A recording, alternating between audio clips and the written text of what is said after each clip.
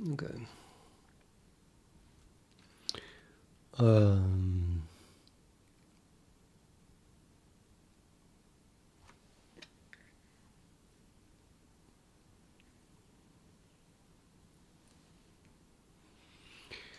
Yeah, I guess it's better to store bit indexes.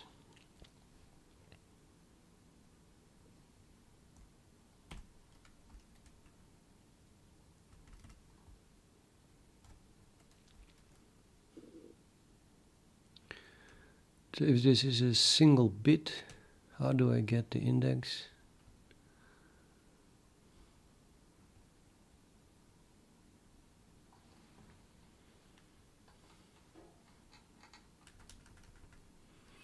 So it's count LSSB, MSSB index here.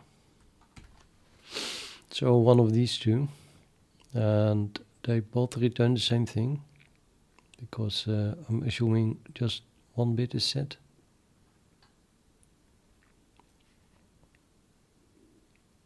I think that the CTZ is a little bit faster. Let's call the significant bit set index, set bit index.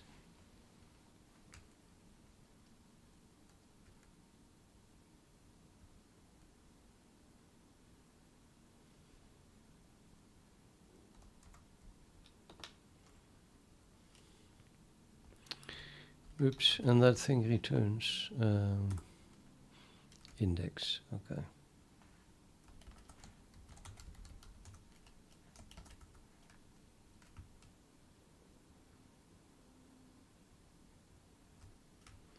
Index, which is bit set index.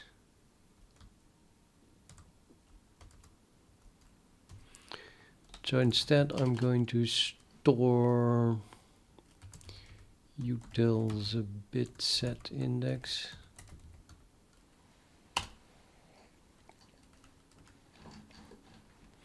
No, that's an element index. I have that. Element index.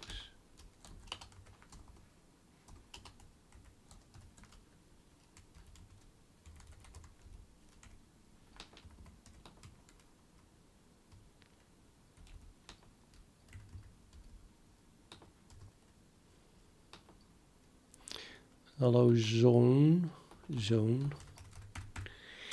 What is this? Shall we pass elements or shall we pass indexes? Kind of depends on where it is created and what I have then, I suppose. I think I'm going to try and pass index.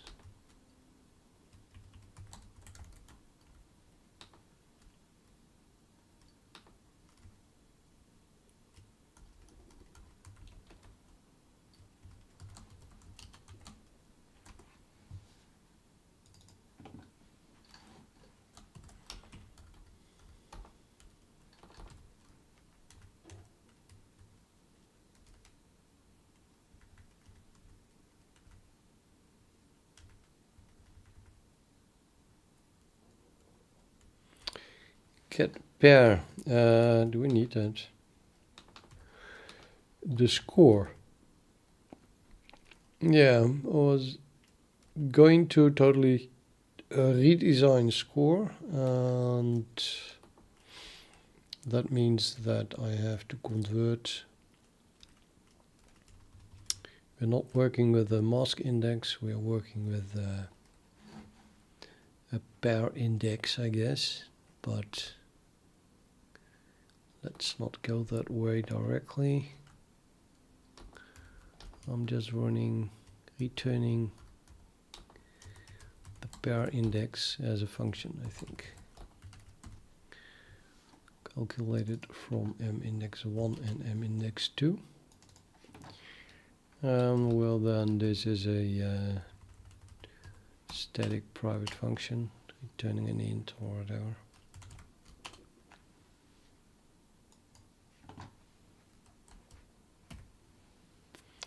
I said static. Oh well.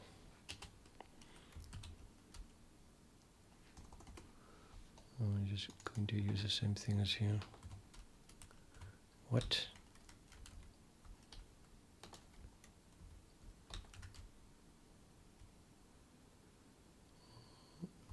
Guess I accidentally pasted the whole line. Okay. I'm just going to do 64 times the value of element 1 plus element 2. Except of course that we cannot do that because the element index is not an integer. That's the bit set index, right?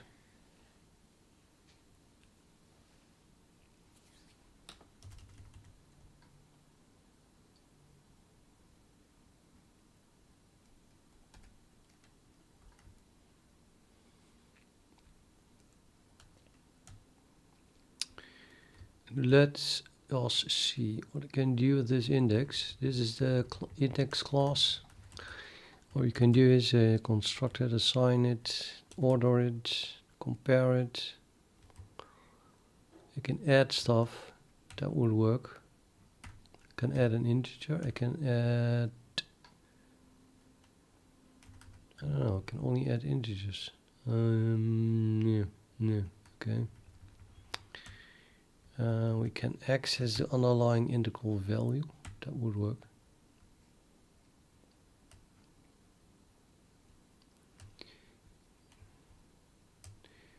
Next bit, that's all. So I guess I'll have to get the underlying integral value, like so.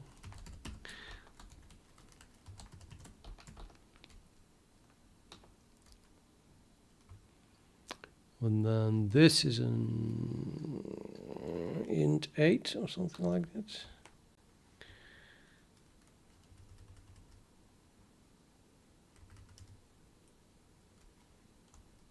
Should have remembered that, damn it.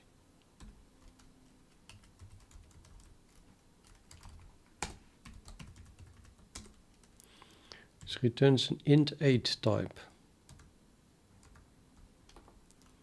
So I have an int 8 type times 64. 64 is an int, so I think that is an int. Then the result is an int, it should work. Plus something, still an int, then we can return an int. Right, and then we'll make this one static.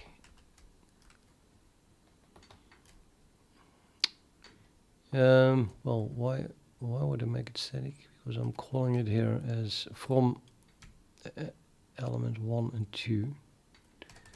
Oh, what the heck. Non-static. Let's not pass anything. No, it's a const thing. And we're doing that.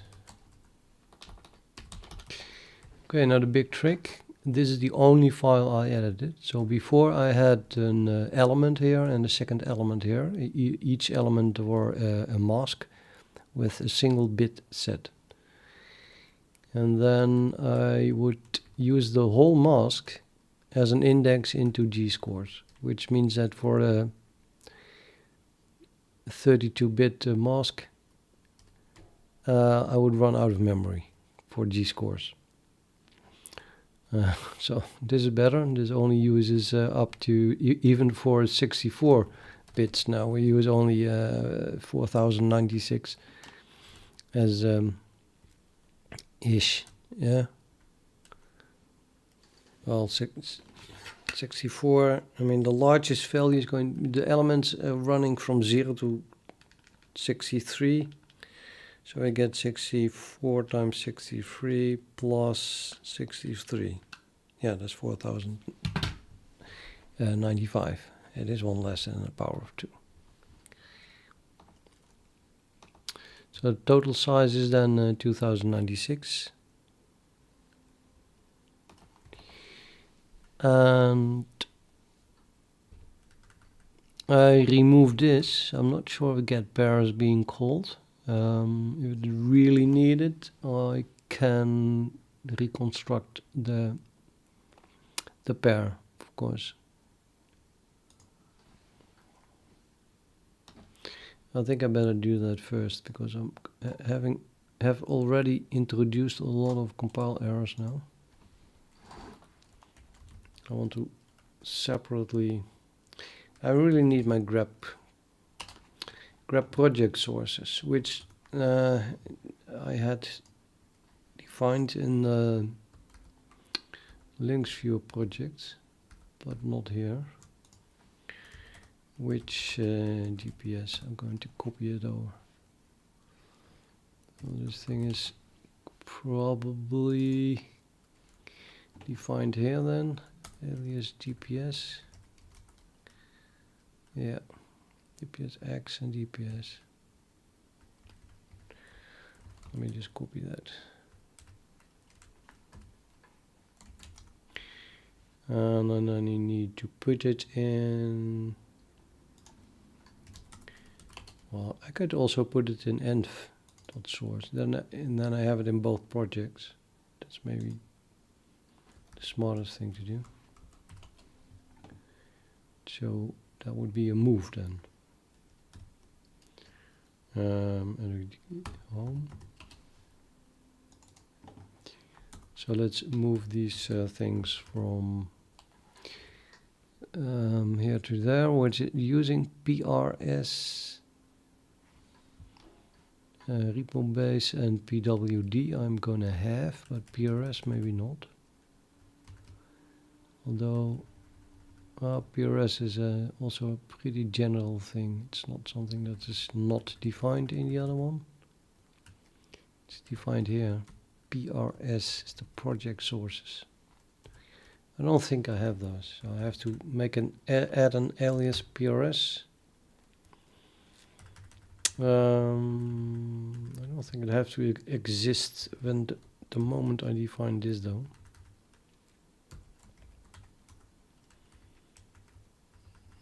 Let's put it here.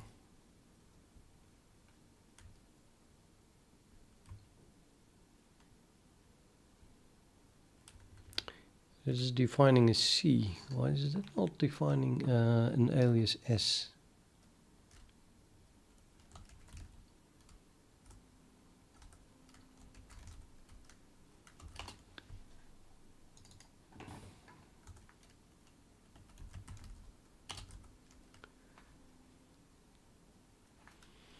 Okay, I have a GS. Oh, I could have used that.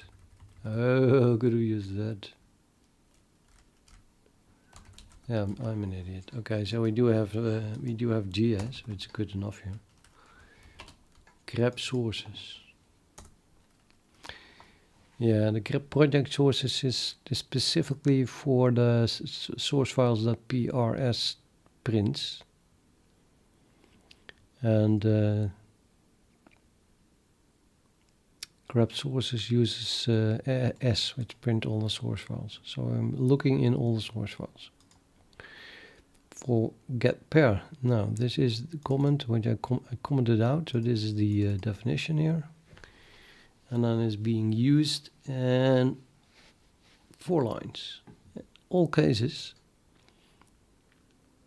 I'm converting the pair to an U-long, so we just get the mask.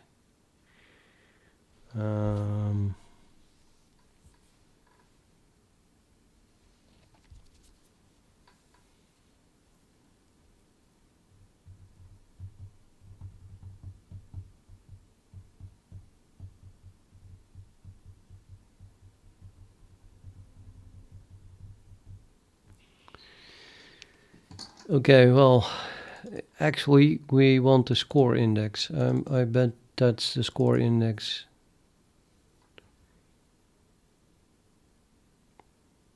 Max score index, yep.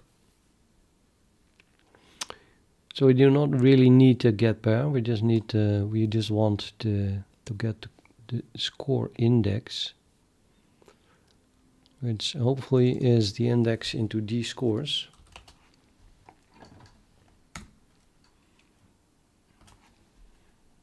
So here's one, and indeed that's being used in scores. And here again, so that's these three.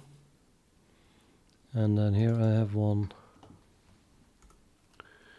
also G-scores, score index.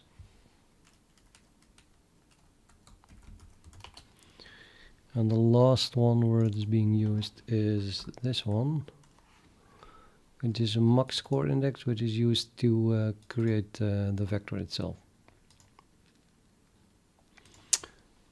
Good to know. In that case, again, replace getPair completely. We do not need getPair. What I really want is something that returns literally this function, right? I'm calling it pair index. Let's rename this to score index. Make it public. And then use it here.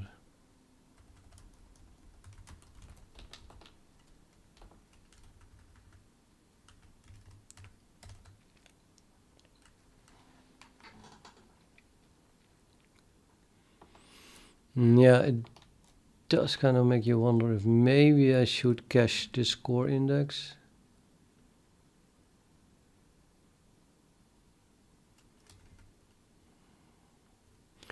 I mean that this is a multiplication and addition and two CTZ assembly instructions.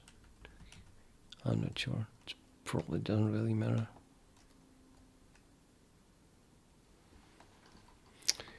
Well, let's do it like this.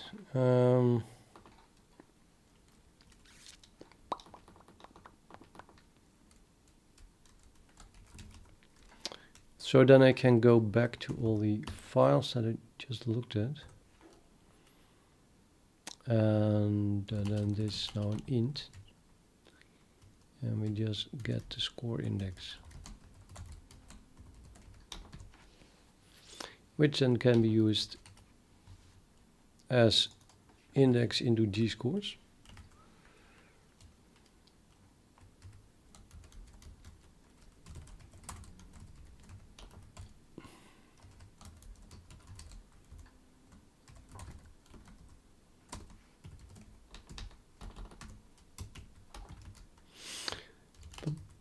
Int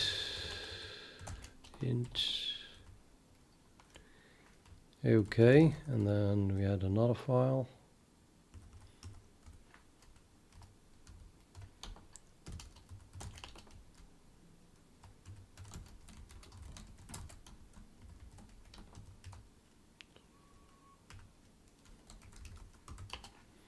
And another file.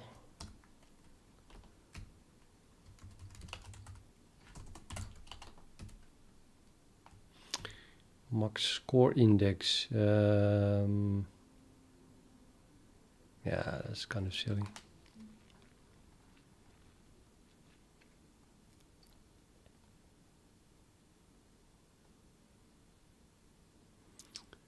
I cannot imagine that.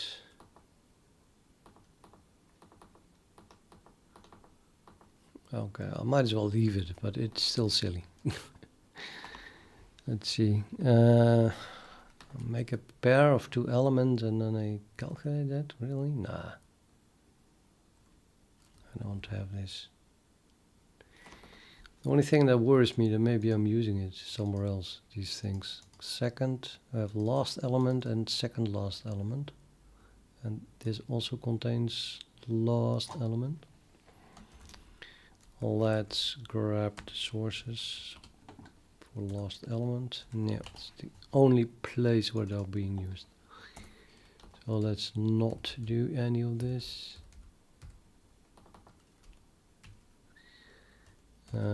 Just call this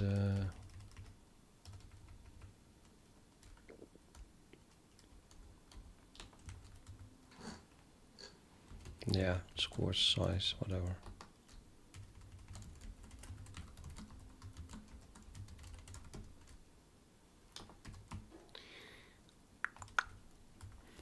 64 times score size and plus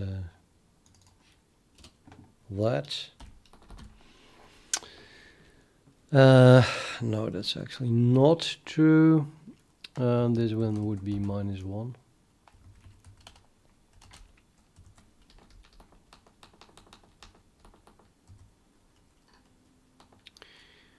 But then again, okay, whatever. This is how it is.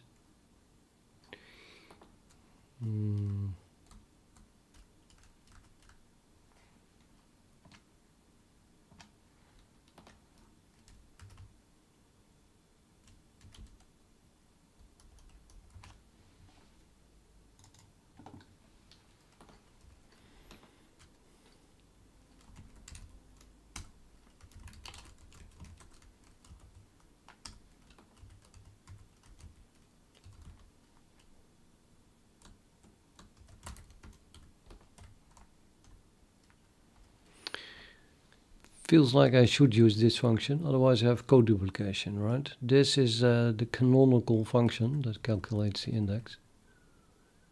So then, but if I do that, then I have to redo everything. I call it on an element pair, which I construct from 2 element indexes. Yeah. And I just deleted all that.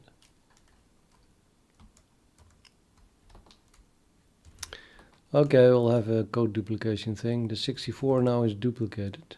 So at least let's add a comment.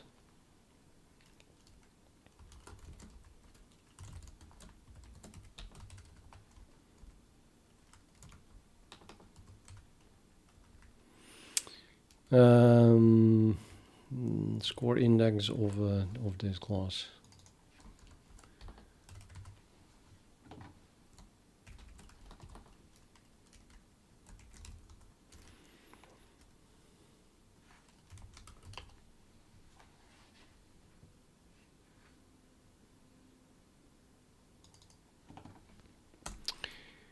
Okay, so I changed this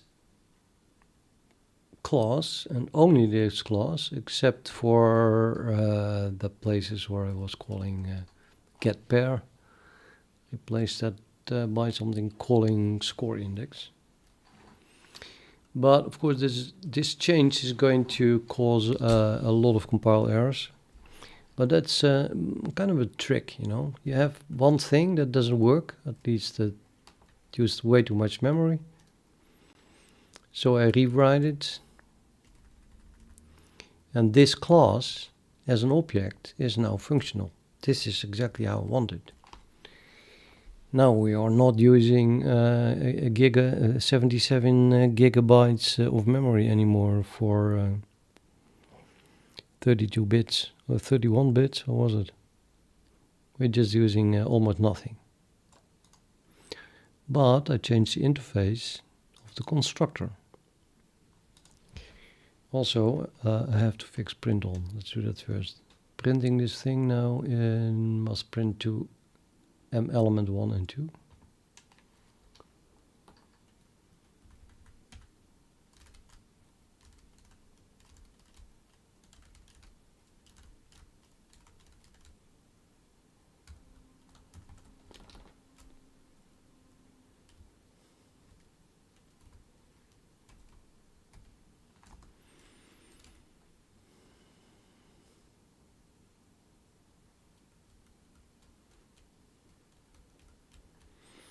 Yeah, well, if ever I use it.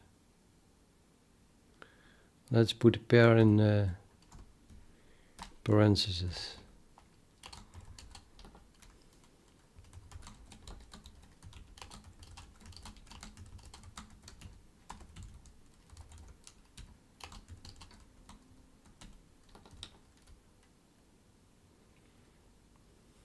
Just print the 2 element values.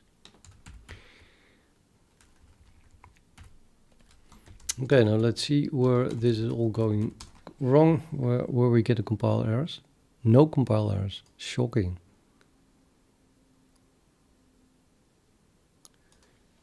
That should not be possible.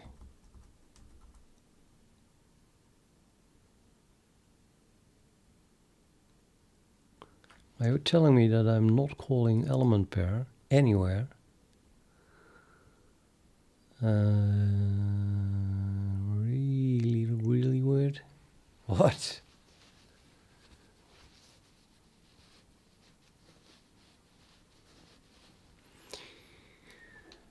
Well, I guess that if no, does not make any sense.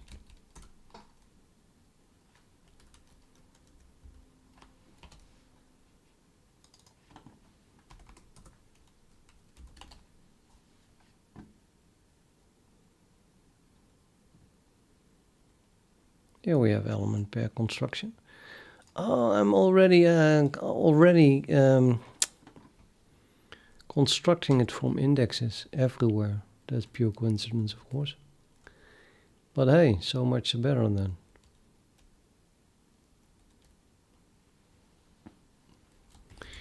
Well, in that case, element.h, we have 31. So previously this would crash because it would trying to make a vector of 77 gigabytes. And even I do not have that much.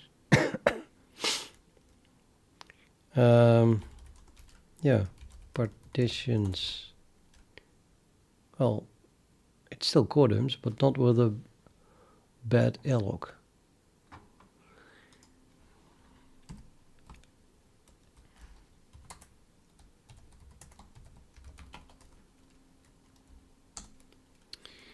It crashes here with insanely large score index. Not really. My number of elements was 31, so calculator 64 times, I think the largest one should be 30, plus 30 plus 1, that would be the size. I'm going to add 31. The size is incredibly smaller than this, yeah. 1951. So this is just way larger than the size of my vector. We can see that if I just print it. Let's do a quit. So here length is 1951. So yeah, don't try to pass something that's larger than that. And why did that happen? List score index. Oh, I'm creating it here the old way with a mask index and everything. So I better have a close look at where I'm all using G-scores. Grab source for all the G-score things.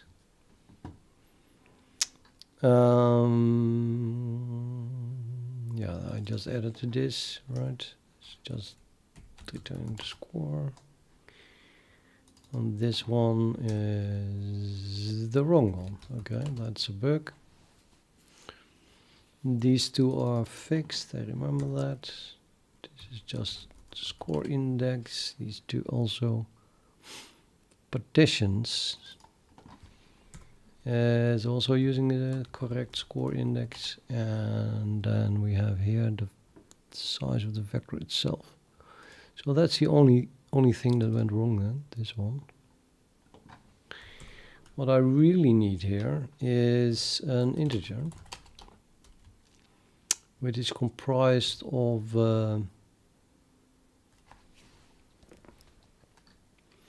yeah, I need the indexes then.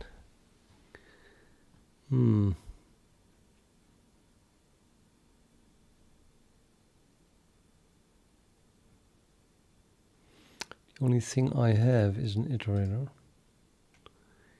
which translates to a group, I think, or not. What is this? Group elements. It's an elements type.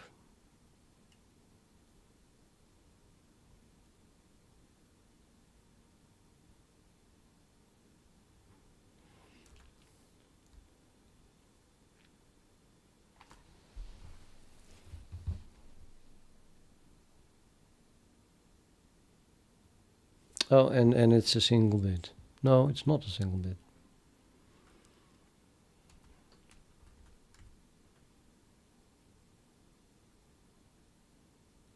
Oh, there's a bit iterator.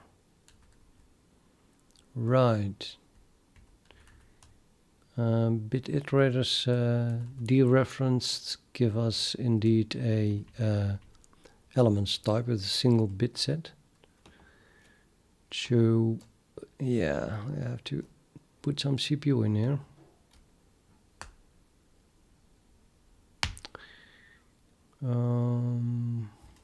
Let's see, the actual type is then the begin of elements. Elements type is a bit set. Begin on that is bit set const iterator. And that then dereference here returns again a bit set. It is defined here, but we know then it is a bit set with a single bit. And then the only way to get is convert a mask type to the index of its least significant bit. Well, I guess mask to index is then what we need.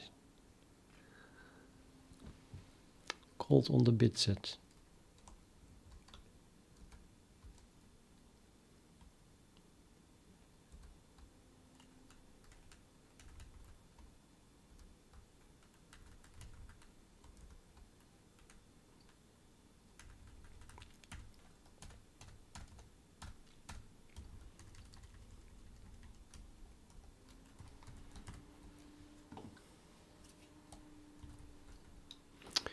Does that work?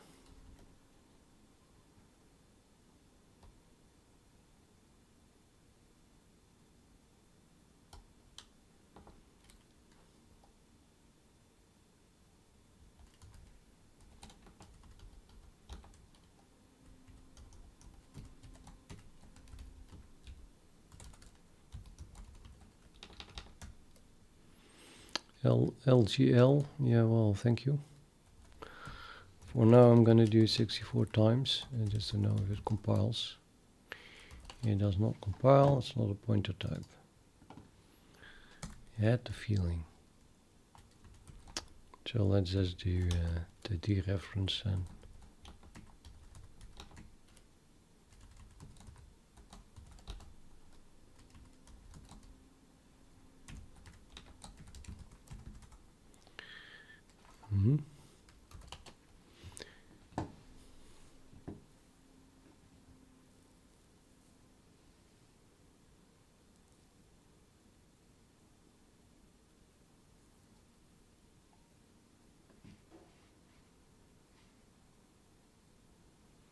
now you have to mask. This is a static thing, and I have to pass a mask.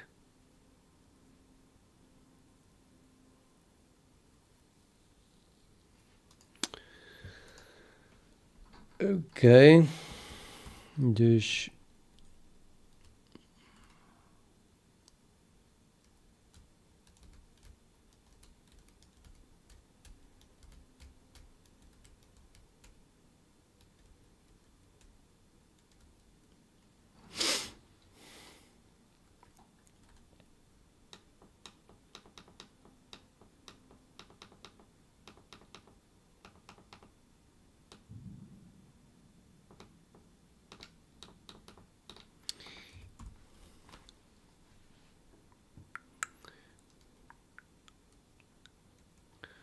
okay, I think that a dereference of the bit ether returns a bit set, aka an elements type.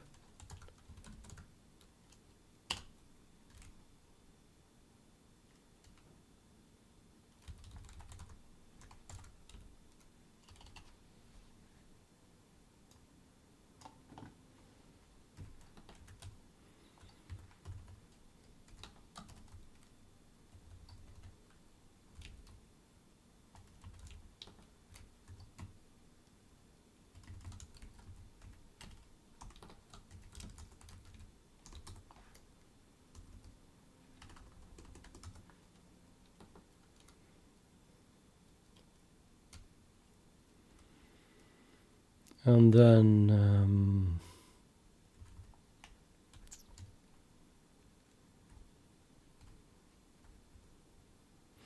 I need to get a mask type from that. That was this operator, right? Yep.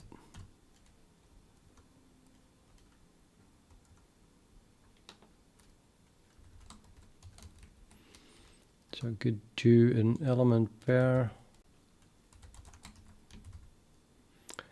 created from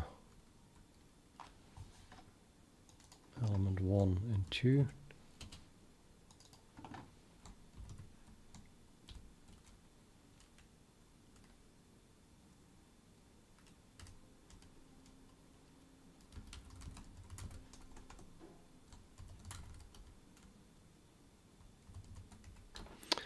Well, no, not really.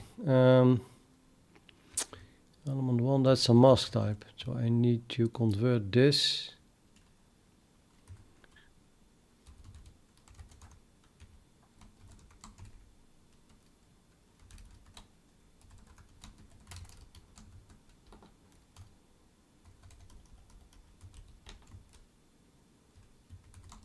to an index first.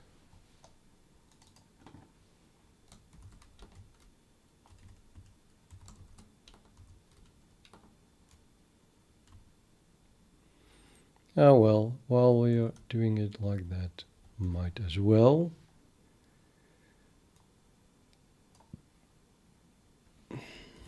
put it all on one line, just to make it unreadable.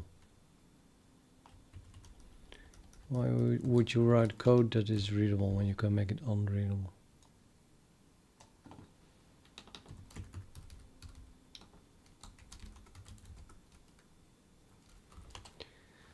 Now it goes wrong. Could not convert CTZ unsigned in mask from int to bitset index, aka bitset index.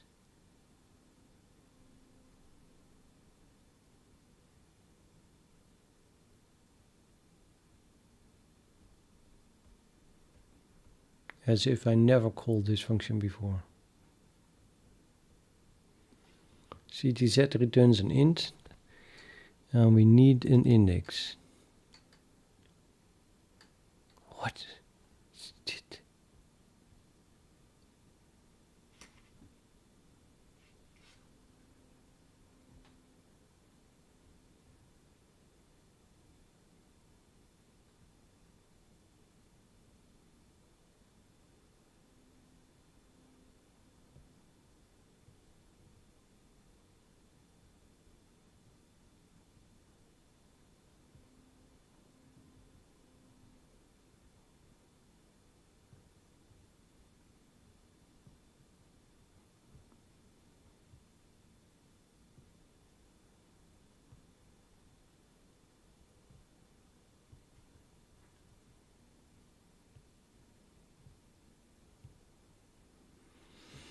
I mean, the mysterious part is that apparently I have never used this function before. Because how can this ever have compiled otherwise?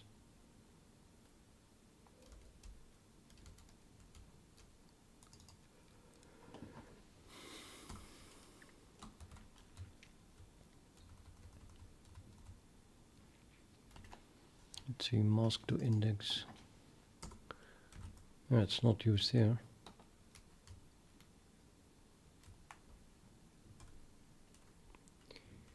CTZ returns an int. So I have an int and I need an index. Well.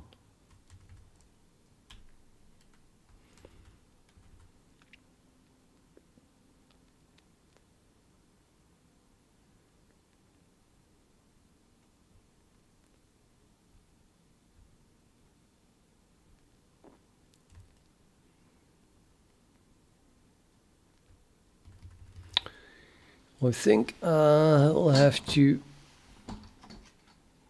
aggregate initialize an index POV and then pass that, and then I'll get a warning about narrowing conversion, of course.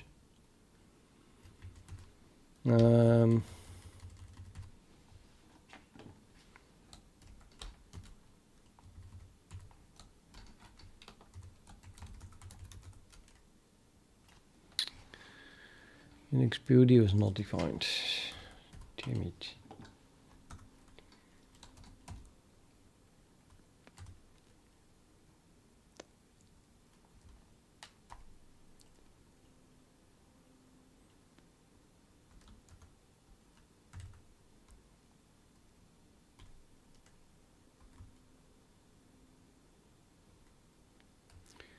So bit set.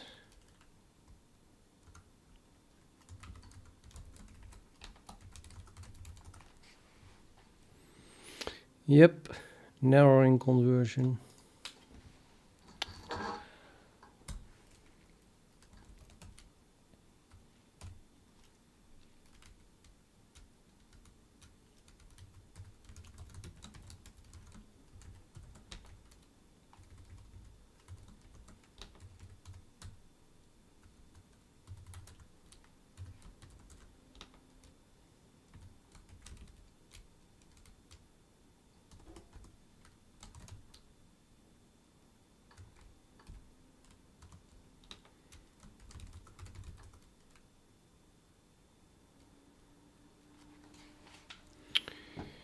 Okay, it compiles.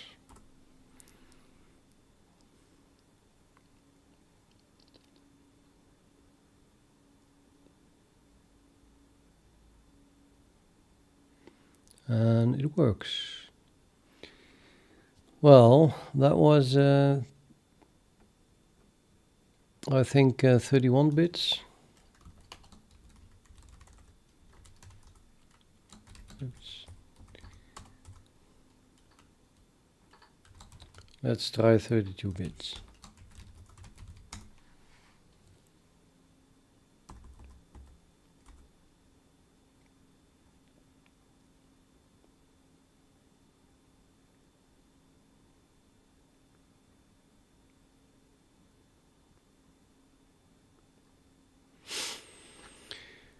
Okay, seems to work. Now we have only 7. That is not a lot. Here's a 9 and a 10. Yeah, I still have a lot of. So there's 1 and 10, right? So how if I have 1 and 10, 7 of 100. 7 divided by 100 is 0.097, and I need to 0.93 to the power something is say 0.01 or something like 0.001. So let's take the logarithm of 0.001. Then divide that by the logarithm of 0.93.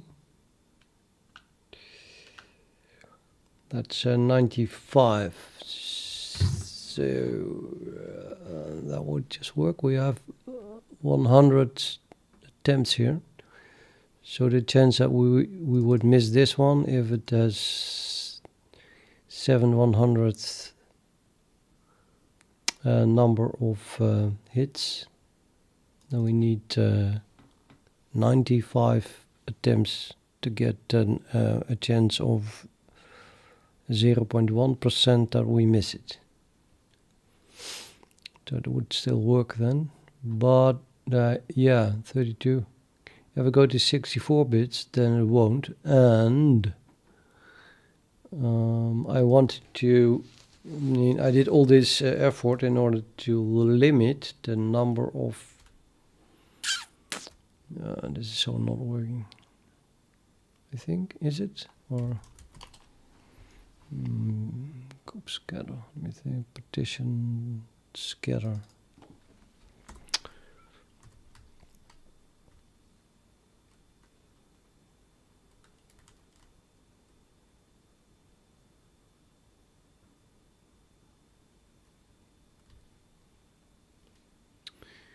Yeah, we're calling plus plus. We're calling this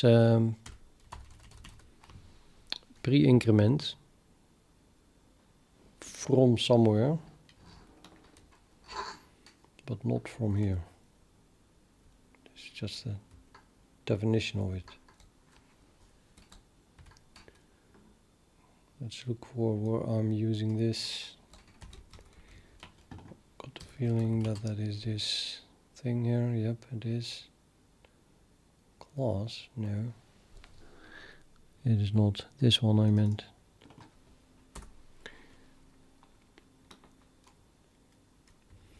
So currently I'm running over well any number. I want to know how many, so let's count them.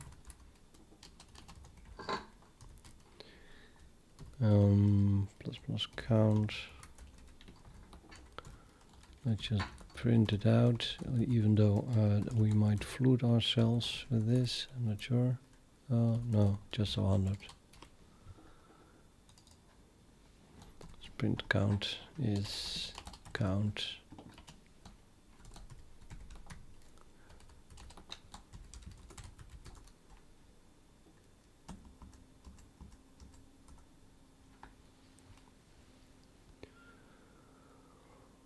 Yeah, that's way more than 100.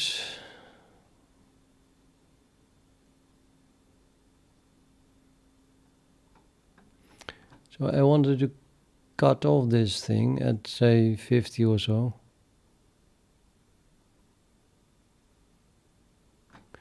The number of local maxima that we get now is, do I have to manually count this? I don't think so. Let's try it like this.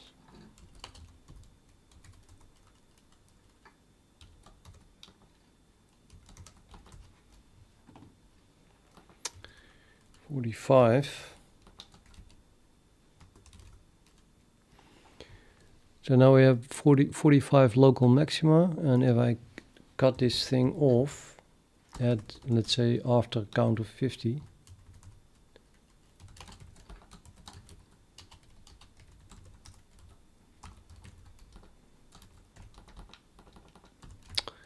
and hopefully it does not explode a lot.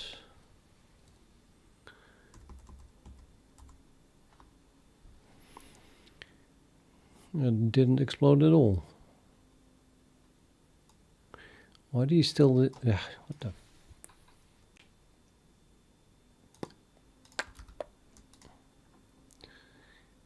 Got to wonder if these are still the same local maxima.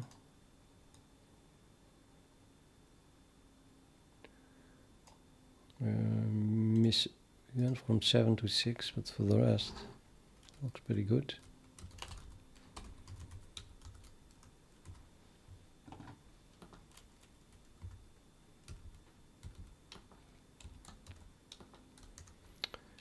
$56, okay, that's a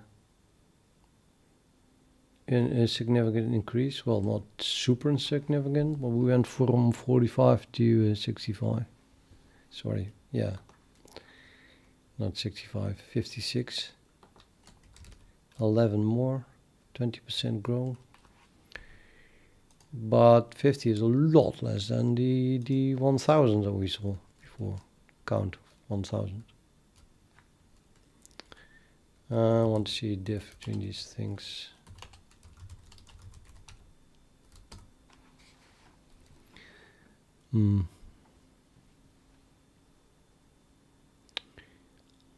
There's a few that are the same. And there's a lot here in the low range. I mean, how many were added? 11, right? So 1, 2, 3, 4, 5, 6, 7, 8, 9. Almost everything. 10, 11 already. And then here we have a difference though. They are pretty different, I have to say. I don't see this anywhere. Yeah, it's a completely different local maxima were found.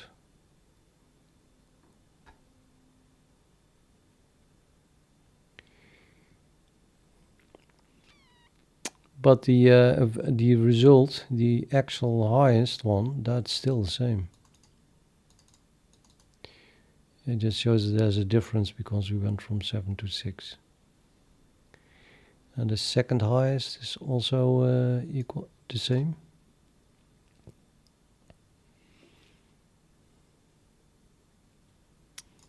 On that one, maybe remove all these columns, column counts for a better diff. Substitute everywhere. Space, colon, space. Digits. But at the end of the line. With nothing.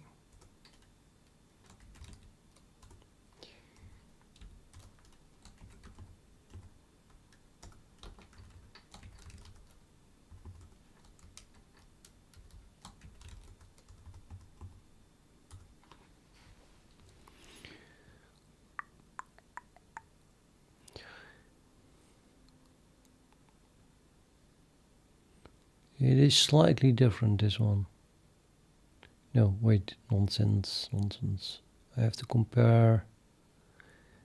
Yeah, they do not even have the same score. Then what are you talking about? They're just different.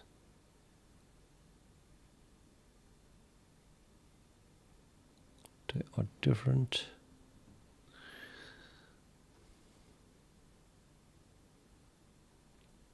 I think there are just so many local maxima that we just do not hit. We do not hit.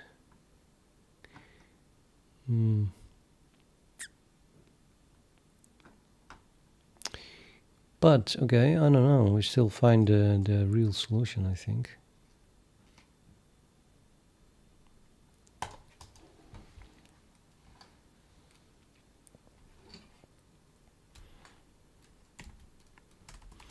So I'll do for fun an attempt with 64 bits.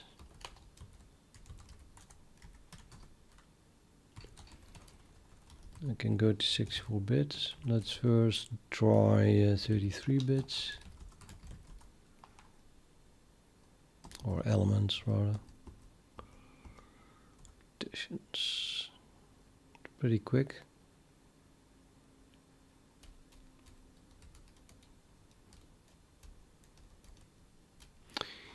Now, if I want to try the same problem, as it were, aka the same scores for each pair, which is this table, but I want to try different partitions to see if every time we do get the same result. I can do that by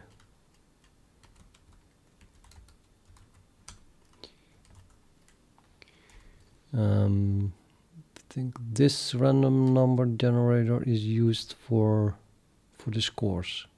So we want to keep this one the same. And then I should have another one somewhere else.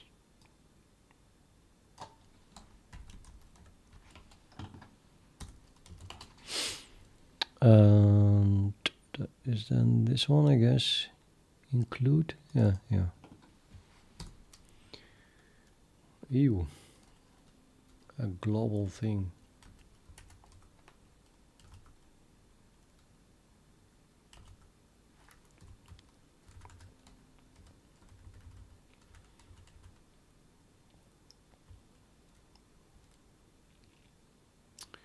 Is this seriously used here? RN?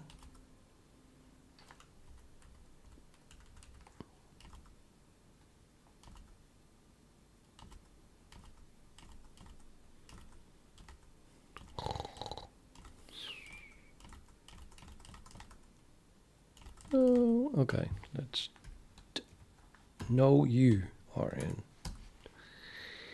Yeah, apparently. Well, let's make this a static thing then, or something like that inside partition. Gonna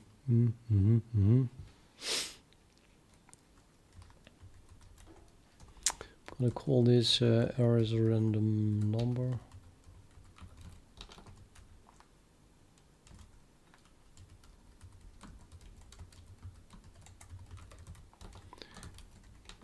Let's keep it real. Partition. I mean, I removed the seed, so now we get real random numbers.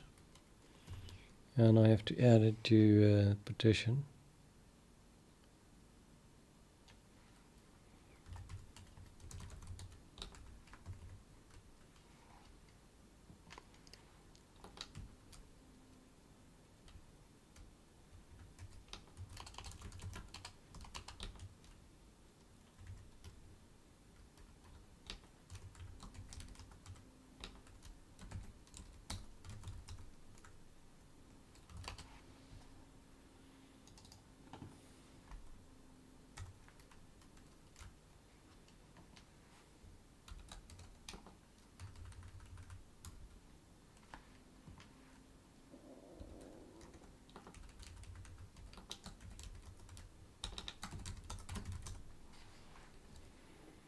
What?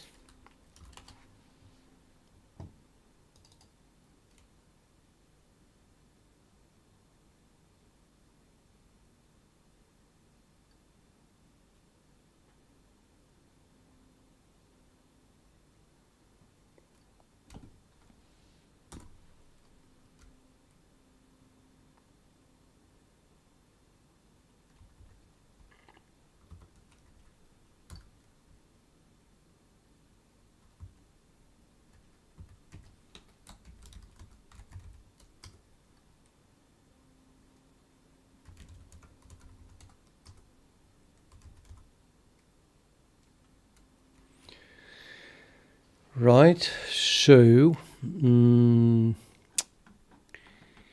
we should have the same scores. If I run it again, we should still see 5, 5, 100, 1 minus 5.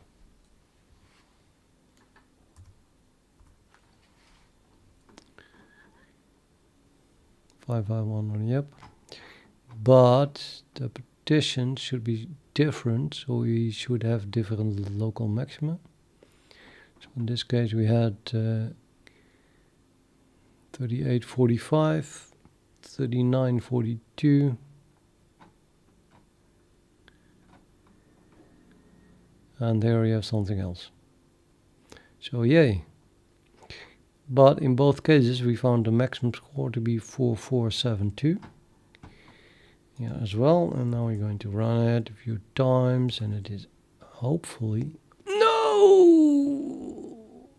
That was what I mean. Okay, so this one is better. So the previous runs it missed 4492, which is better.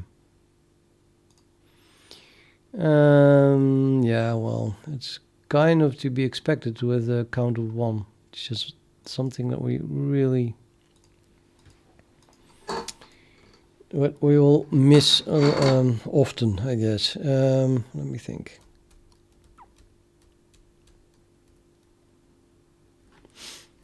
Let me get rid of this count.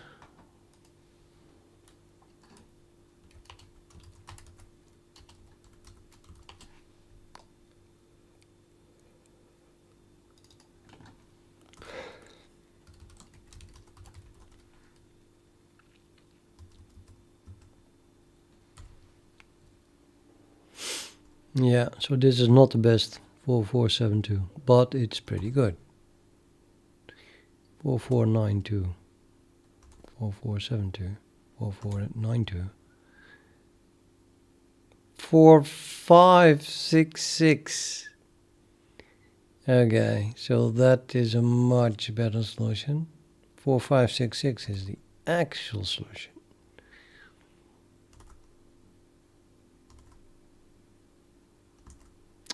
4566, yeah.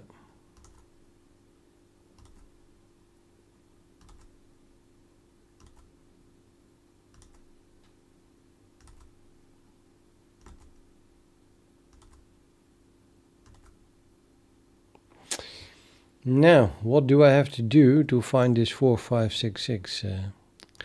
Well, first of all, you can change this 50 to 500. See what happens. It gets much slower, obviously. 10 times as slow.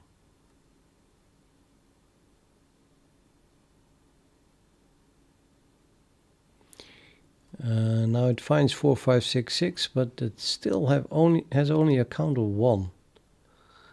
And that is strange.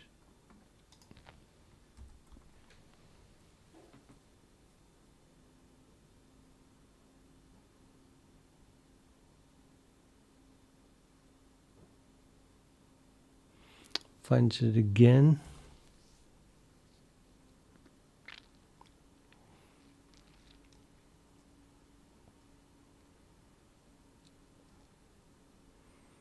Yeah, failed to find it.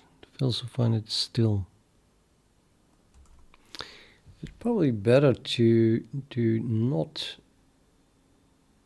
use 500. I think it's better to use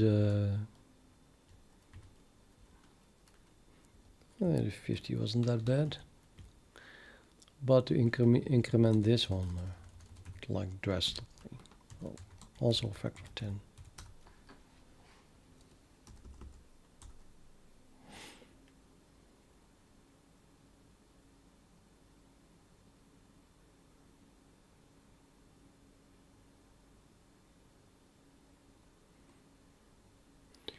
Or 566, so it did find it, but it's still a low count there.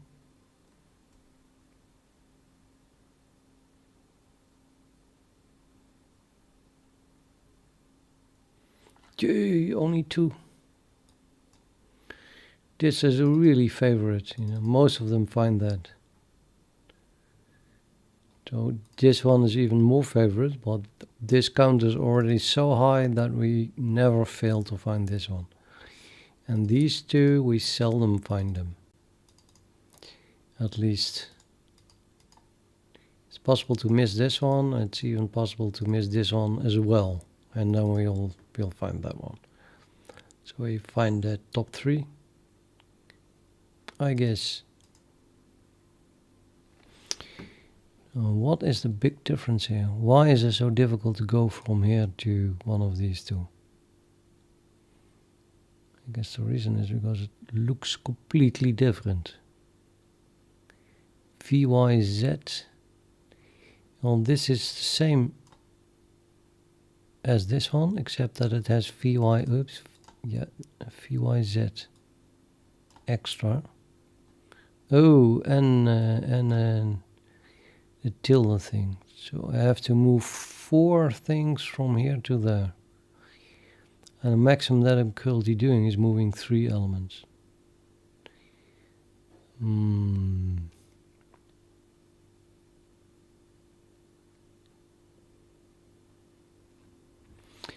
Yeah, it's a matter of putting more and more CPU power into it, I guess.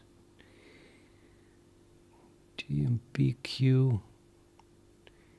The Z is gone. We must go there. GH. Z is replaced by GH. GH. TMPO. TMP. QT. Here's the Z in here. And here's the Z in here.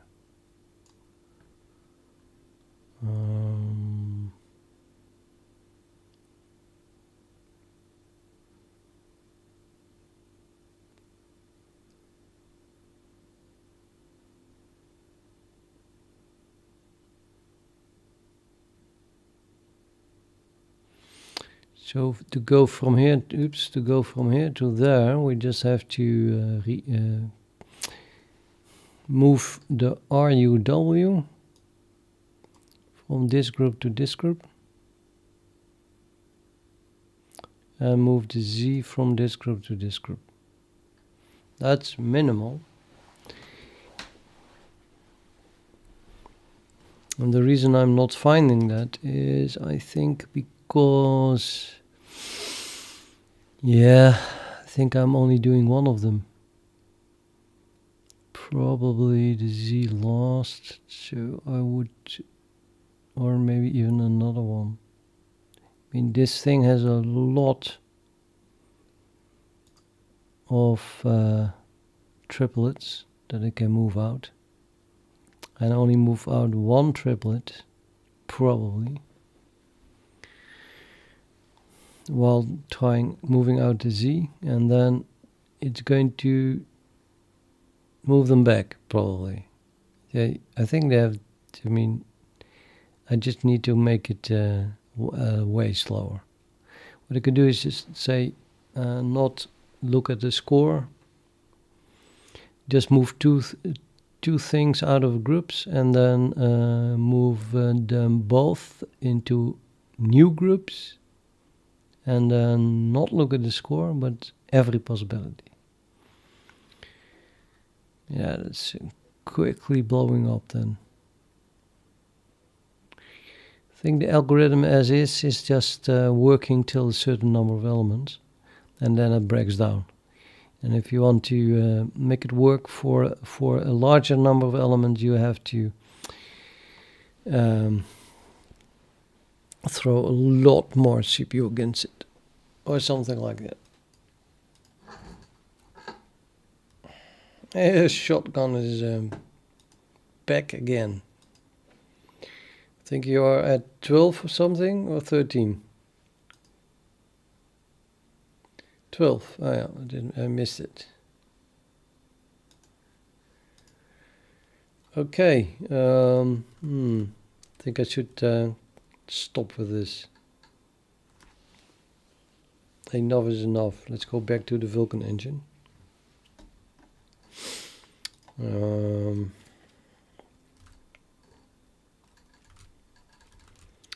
That is, of course, I still want to see a few things here. Like, how slow is it if I use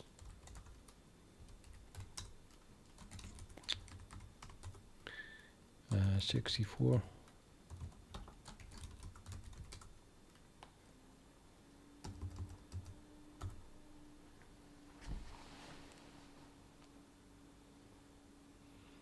Oh no, 64 characters that are printed. The last one is not even printable. It's a question mark, a white question mark. And the one before that is the space, what comes after tilde. 32, 33 would be space. What is space? ASCII 32? I think this is 127. No, it's not possible. This must be 64 or 63 or something like that.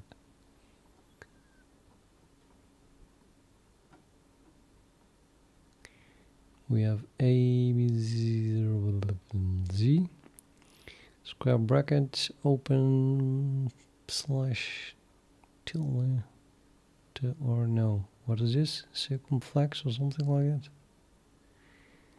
Underscore, this is a tilde.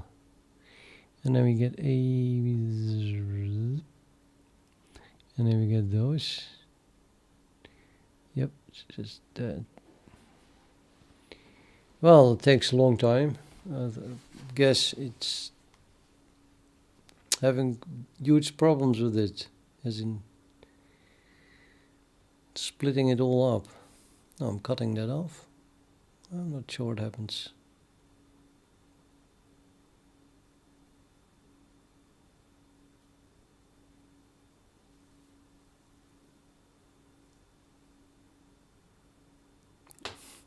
No, that's not bad. It's like under a minute, and then it has done 64. Yeah, but just a count of 1, so God knows what we all missed as better scores, higher scores.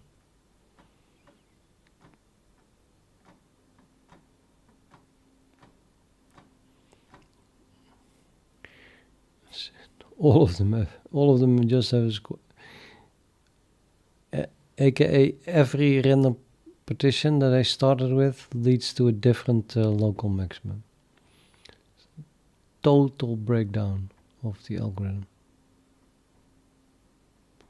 It's pretty amazing.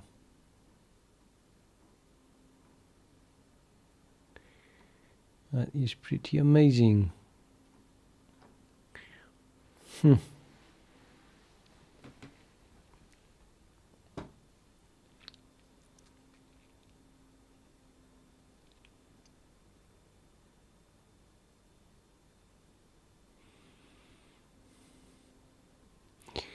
Now you can say this is probably good or probably bad if we missed it.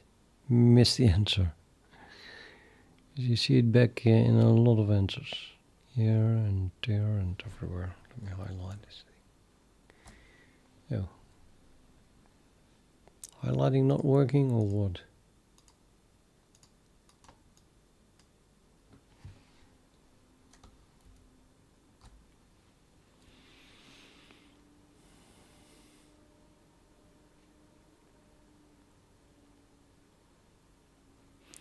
There's some variation here in the beginning.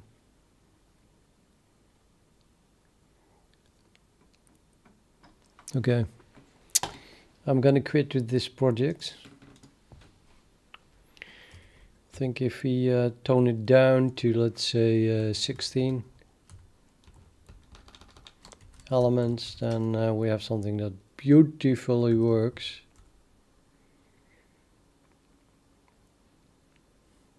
This works so incredibly well. There's absolutely no reason to continue.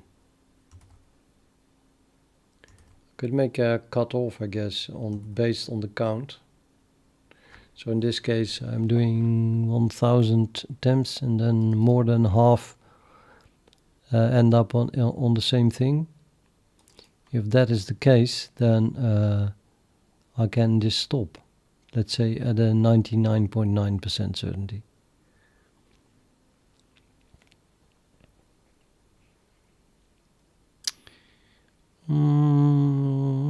What would be the formula for that? Let's make that formula. Let's do the formula. I think I need to do an exponentiation or a logarithm.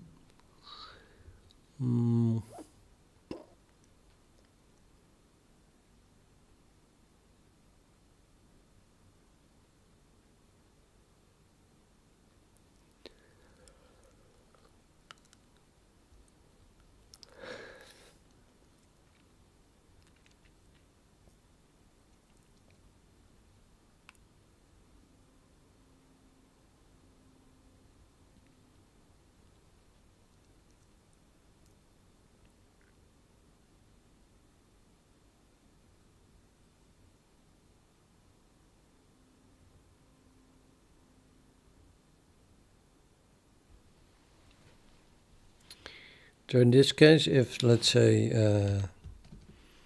half of them hit the answer, and I want that stop at 99.9% certainty, and then we need,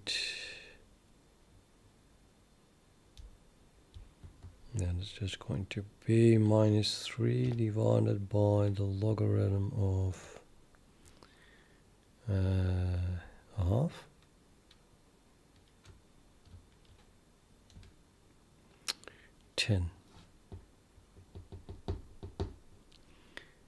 So just doing 10 of them instead of 1000, so that would speed it up by a factor of 100.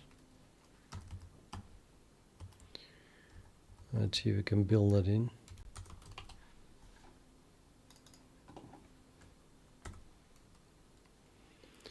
So let's say we do a maximum of 1000. And I'm counting it like here, I guess. So I can do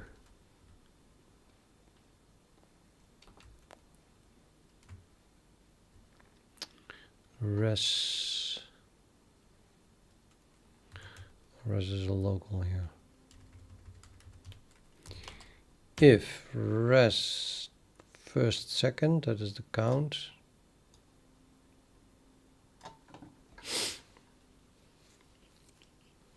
I think that no, not the count, the RP. Well, I'm gonna need this one, but so I think that RP must be at least 10 anyway.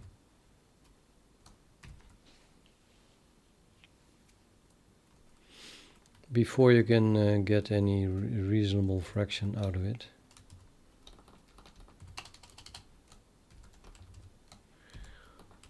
And then we can calculate a fraction.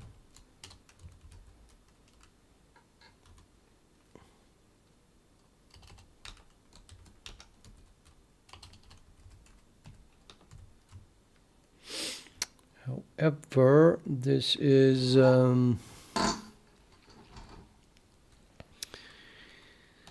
these are integers. I want them a little bit more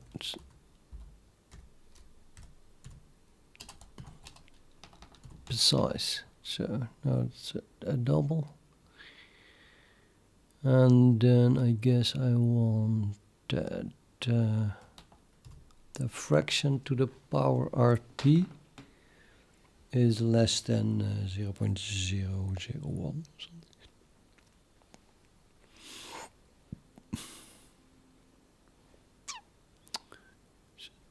Nonsensical. No, it's nonsensical. I think I need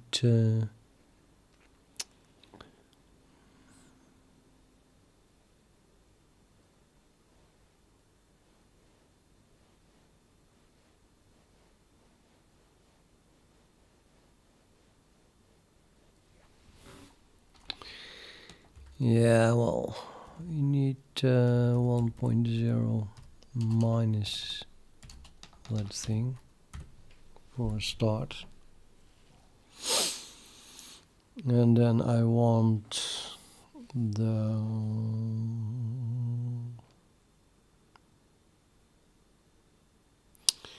do you have a logarithm here? It's like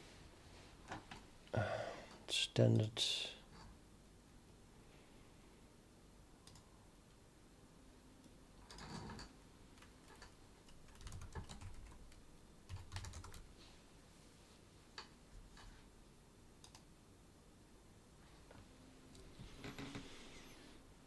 You have a double, a log, which simply takes a double. No, okay.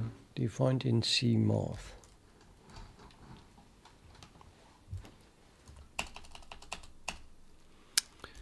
If something, then break. I can think of that one. That means that I want to calculate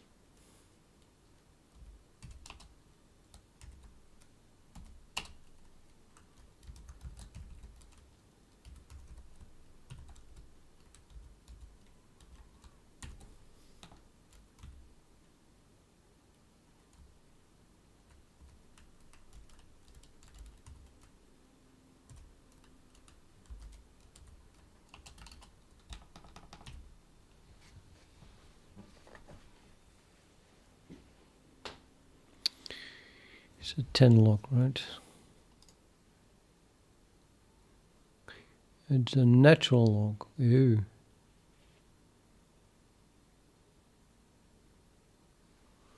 No.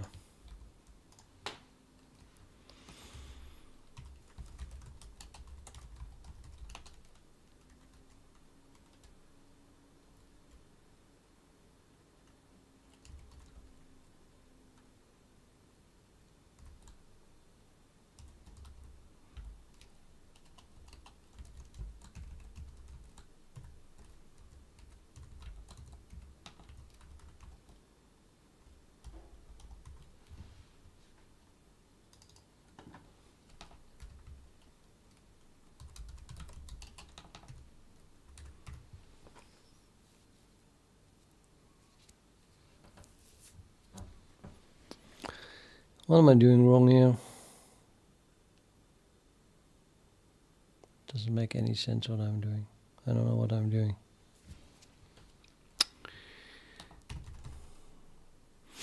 Okay, I'll have to type it out because my brain is not working. So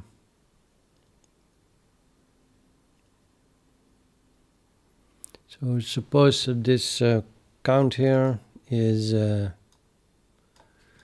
5 and RP is 100.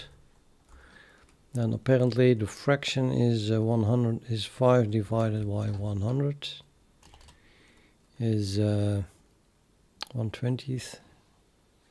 Well, 0.05. And then the chance that we miss it is 0.95 for each time we try. So the chance that you miss it after RP times is 0.95 to the power RP. And I want that to be less than 0.001.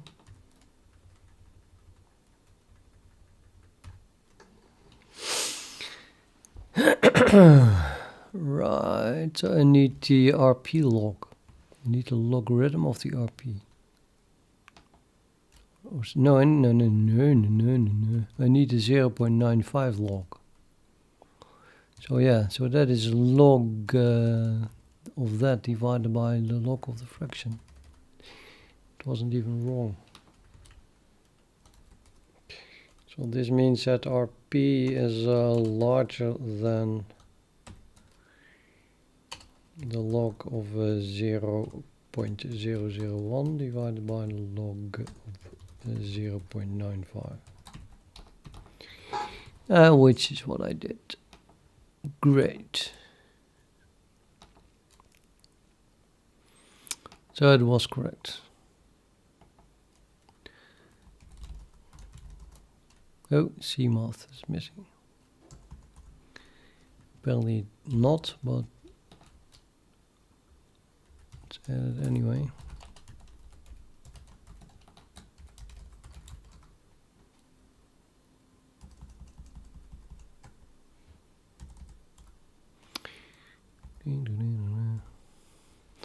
Now it is fast because it always finds it with a chance of 99.9% certainty.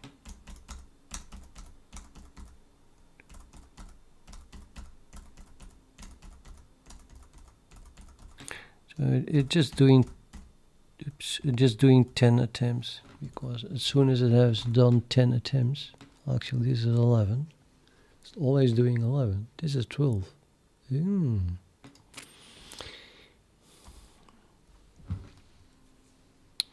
It's kind of strange. Why would it continue all the way up till 8 here? Seems that 11 is the least. But in this case, it's done 12 before it was satisfied. I have no idea what's going on here.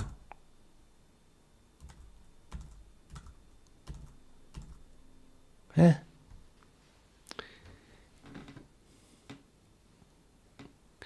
I must have been doing something wrong, because this does not make any sense.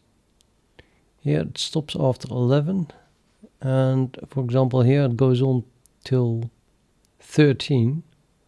It doesn't make any sense, because even if the last one was a hit, then before that we had 5 against. Oh, wait a minute. Yeah, if it starts with a lot of failures, then it needs more successes before the fraction gets high enough. So I guess it is more or less understandable.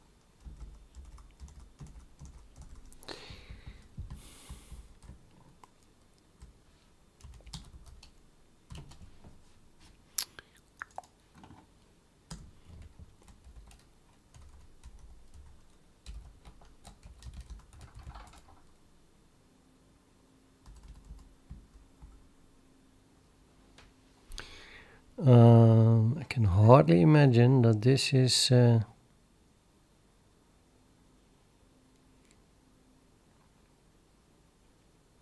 correct.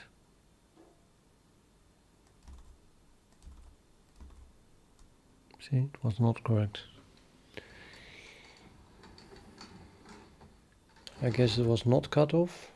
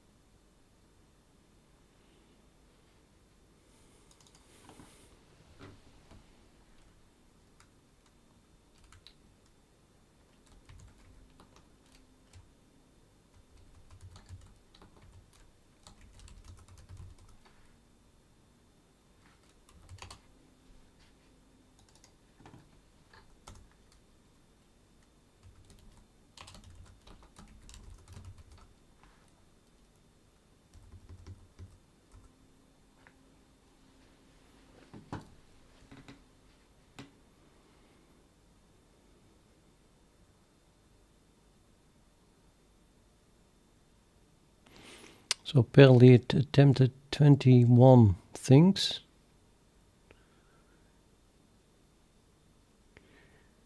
And it is, oh, it is, yeah, okay, yeah, okay, the wrong count. I'm using the last one that is being incremented, but I should be using the highest value.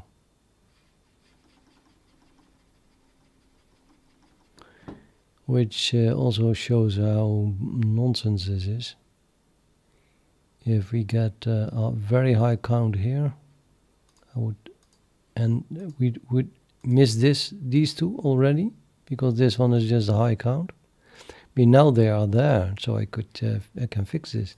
But since there's one count for each, I could have missed these two.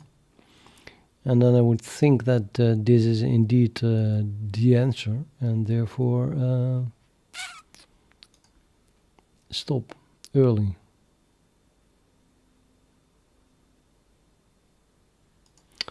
Yeah, that's not working. Nope.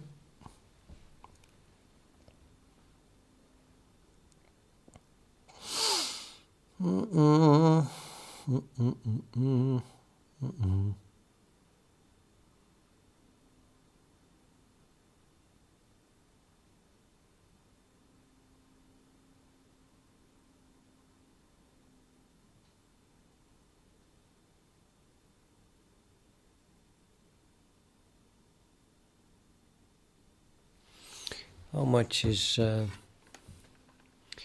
1 minus 1 divided by n to the power n for large n? Say n is 100, then I have 0.99 to the power 100. 0.36.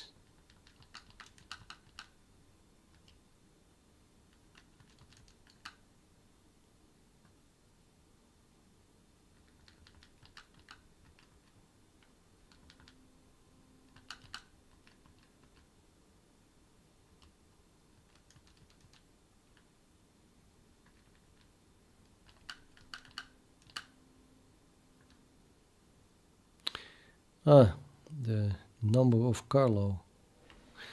Which number did I just invent?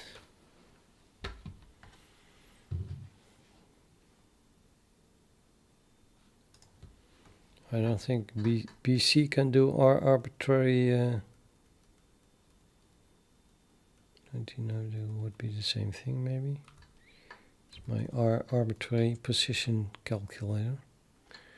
So 999 to the power 1000. Yeah, it starts with the same thing.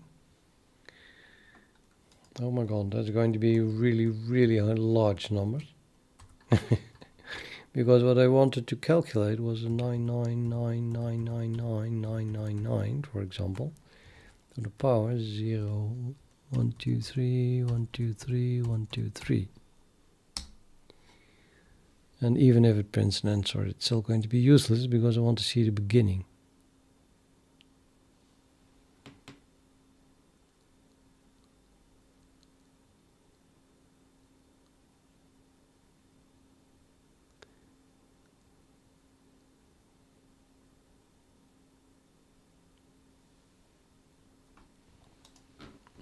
It's kind of nonsensical. Oh no, I cannot break it.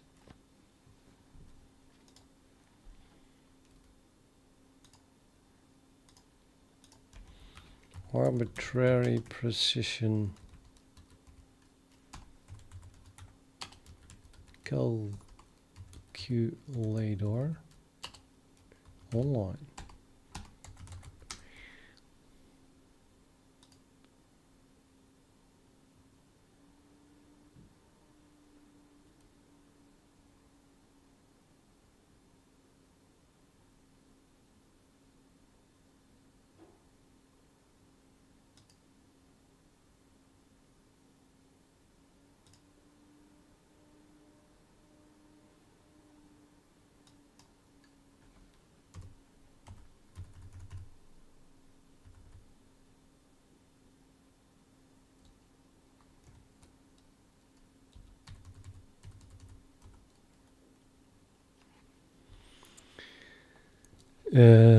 Okay, that went well. 999 000. This was 3678795. It's already changed at that level. 3678795 it was. So it's not really clear, but this might be enough. But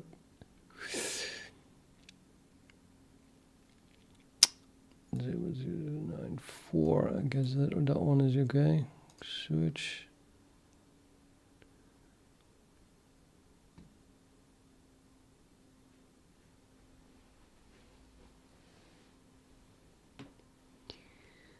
You're going to tell me this is 1 over e?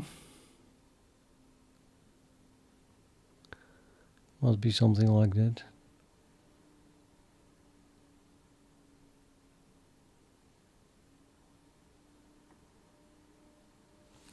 Well, let's try that. Times e. How can I type e?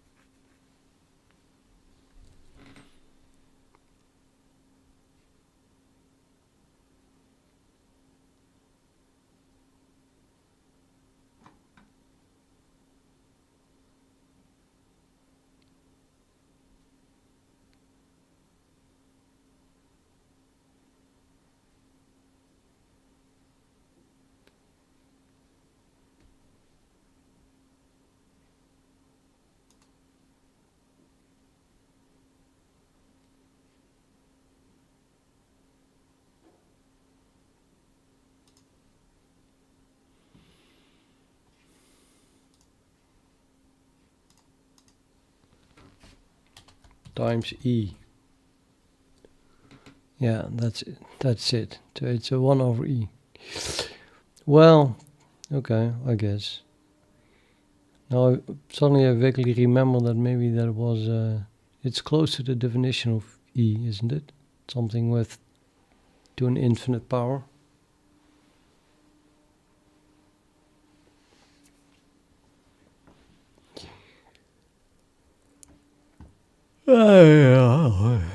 Well, begun.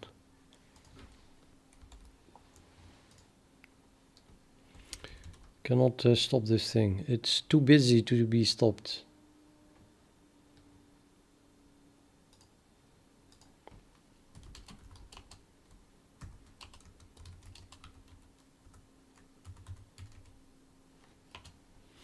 Is it also too busy to be killed? No. Strange.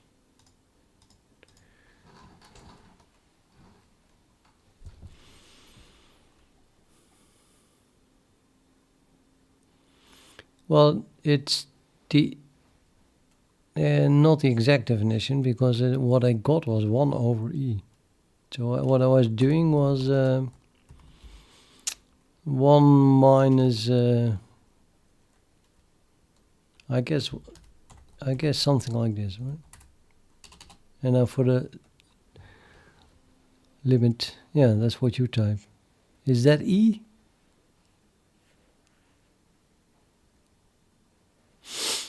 I don't know, because I was getting 1 over e, so yeah.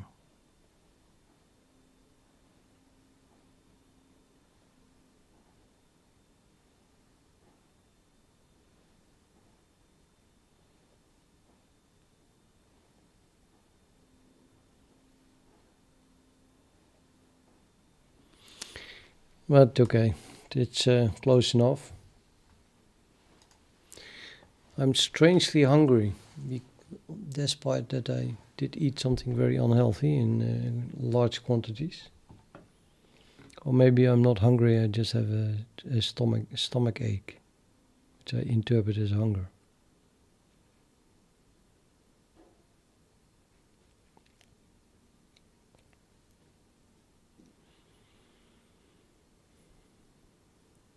Yeah, that's a good remark. So it's 1 over e. I don't know what it did, but the definition of e is very, very close to it. I guess we can do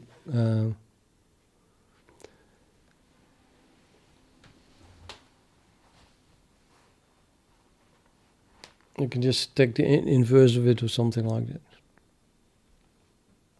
You still have a limit.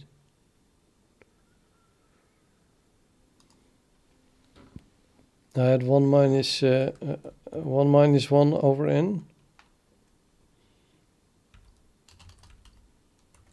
I mean, this is what I had, so that is then equal to n divided by n minus that, or in other words, n minus 1 divided by n. And if then we take the reciprocal of that, maybe this is then the definition of E.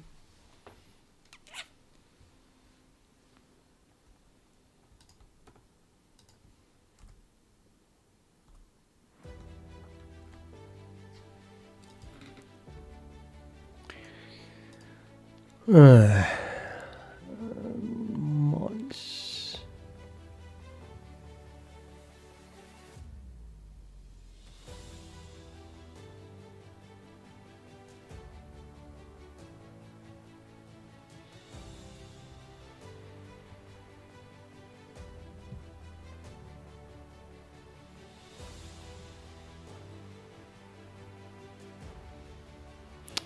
Oh, it's plus. Yeah, I had 1 minus 1 over n to the power n.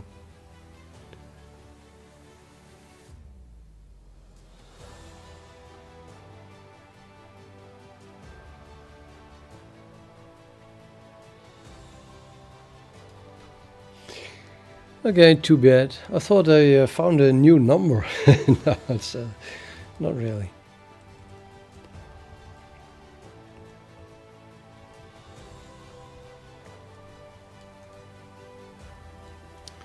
But yeah, it's kind of not. My break off is just nonsense, because I would still miss solutions that have a low count if they didn't occur yet.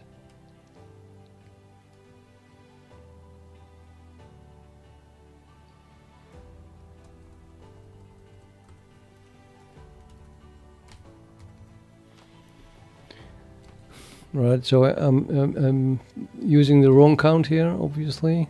But if I use the count of the largest score, then it would still not work if I would have missed it. So I don't think you can do this at all.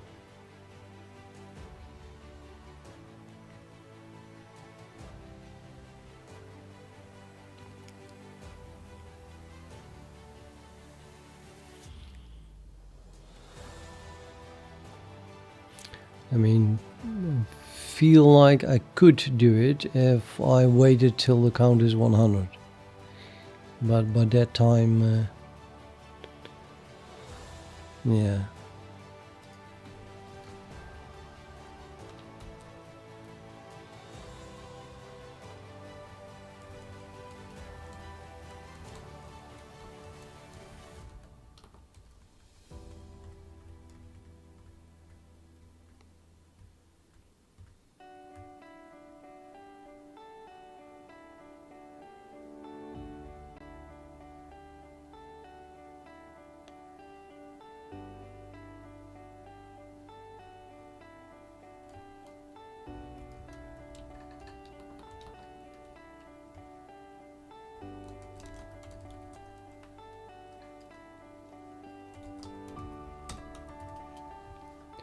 We are already optimized, I think, right? Yeah.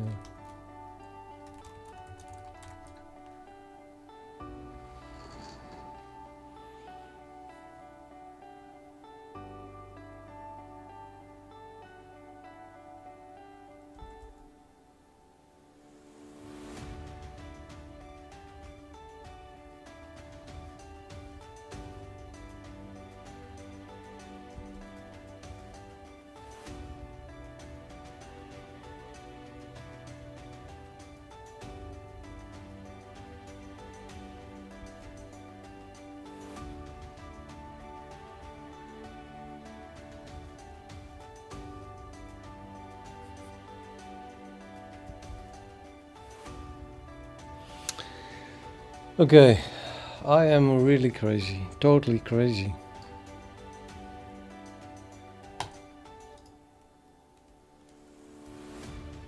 Why did I put so much time into this? It was kind of fun, but unsatisfying because it's not the perfect solution. Plus, I was working on something else.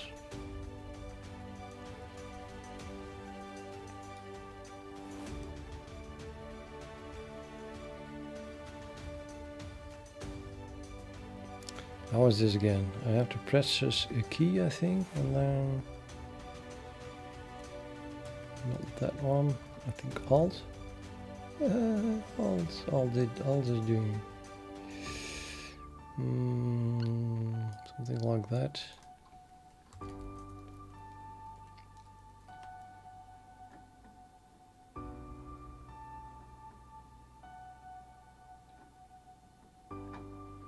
Okay.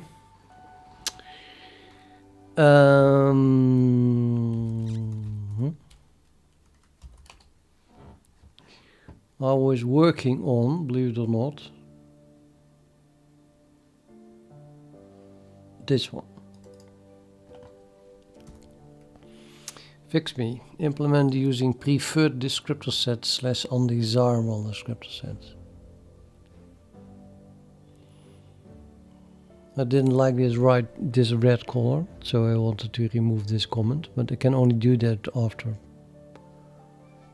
using the inputs that I get here, and for that we got distracted the whole week long with an impossible problem. Really, it's really too sad for words, isn't it?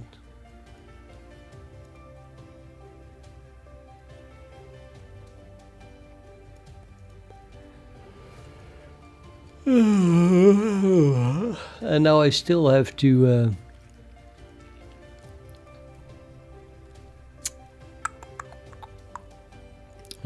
translate what I did in the last week to this code.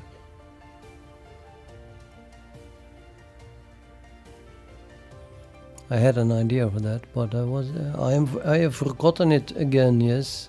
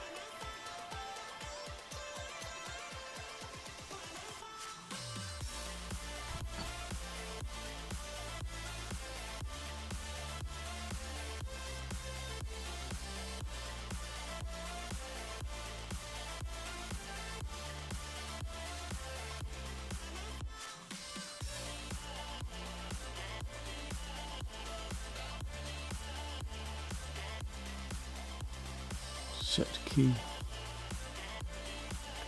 Index and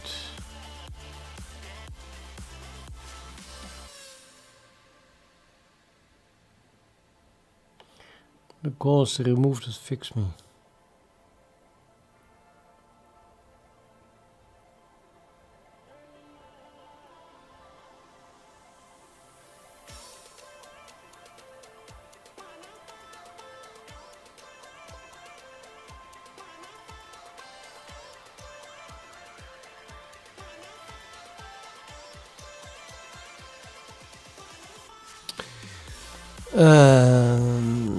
I'm thinking.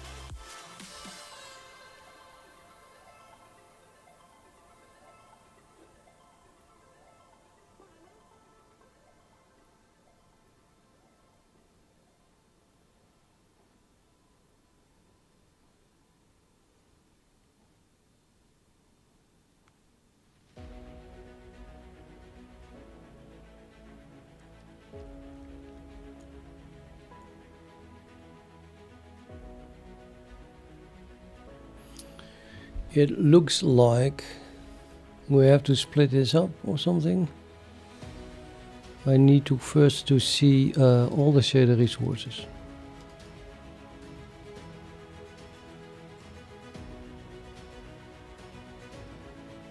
Before I know which hint to assign to them.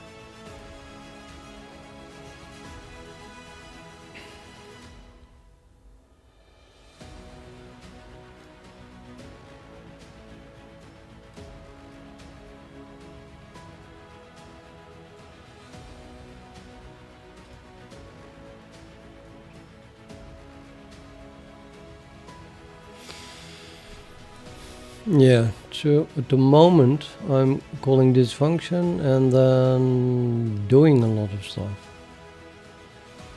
But doing that stuff requires kind of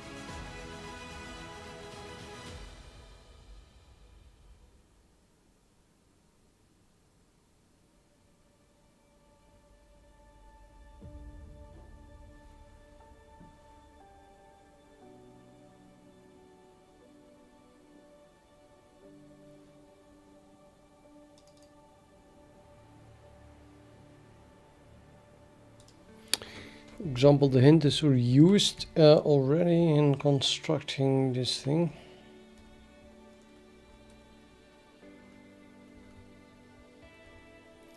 But we're not doing anything with it, it seems. I'm just storing it in the set binding.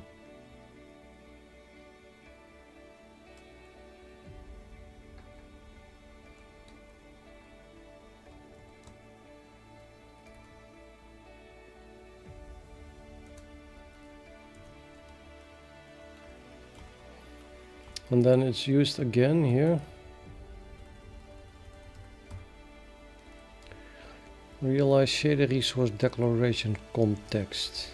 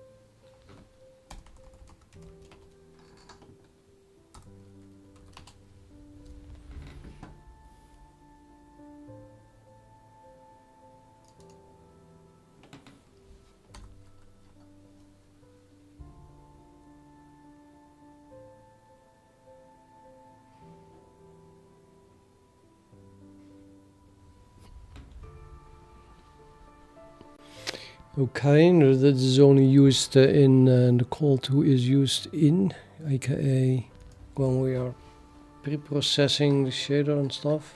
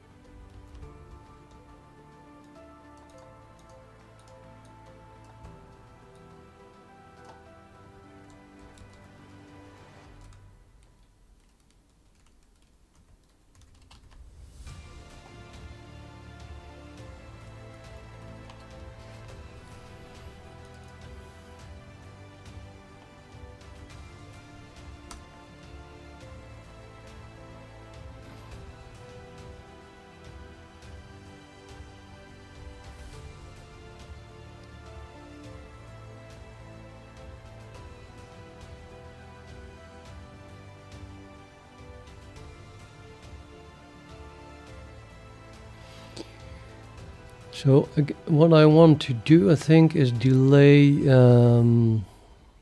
the code that is in these functions, including what the fix me says that I have to do, until I finish calling all of them, and then eventually we call preprocess, and only at that point it is needed. So I can just call all these add functions and then do all of the fix me's of each of them at the end before calling preprocess. In other words, here where the cursor is now.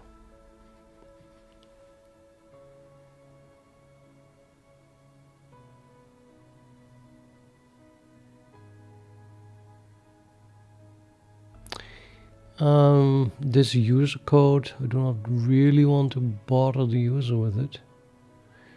So maybe I should just wait until preprocess is being called for the first time and then do that. Which is also called on the shader input data. So what I can do is add a boolean or something like that to the shader input data and then check in preprocess if I already did assign set index hints to all my shader resources. And if not, do it. How does that sound? I think that sounds okay.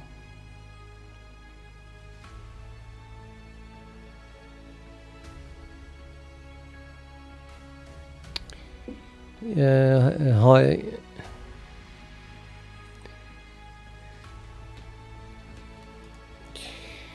Yeah, that sounds okay. So basically the shader input data object must get a new boolean.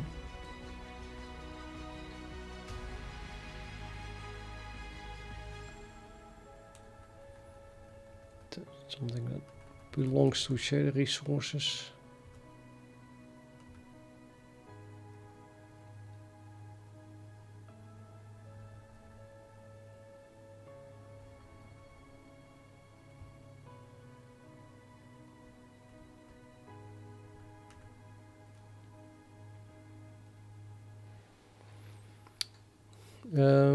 In theory, I think it's like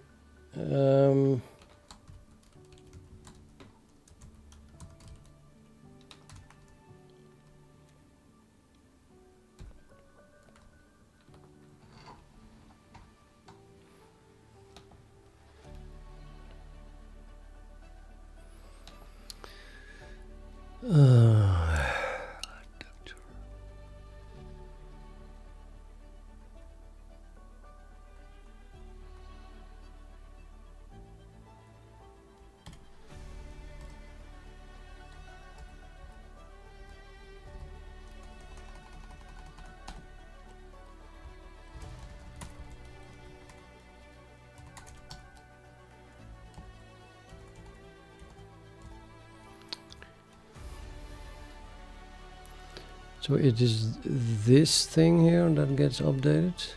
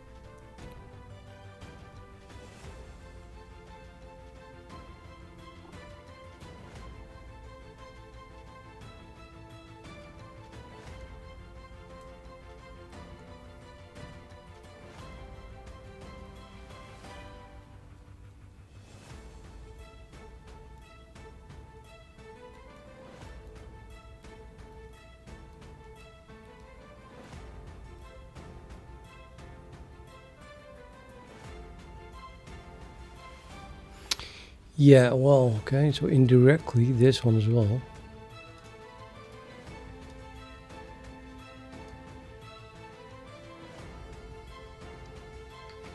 If I cannot set the set index hint on this object, then I cannot add it to this. So well, I have to edit something, I suppose,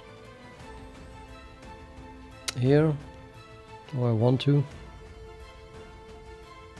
And then I have to update the set index hint later.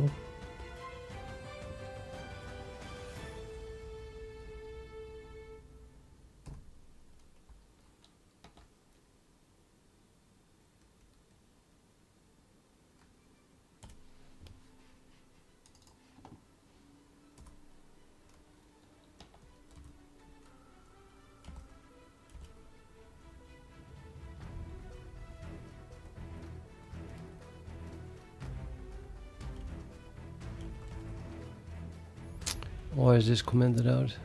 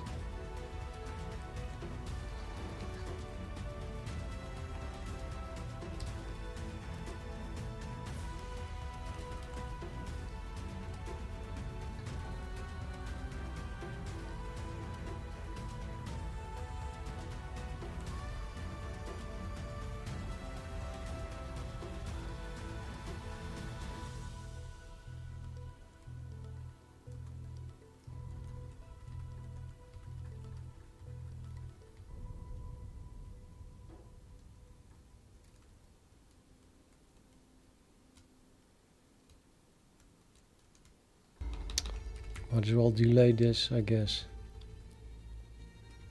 instead of update it later.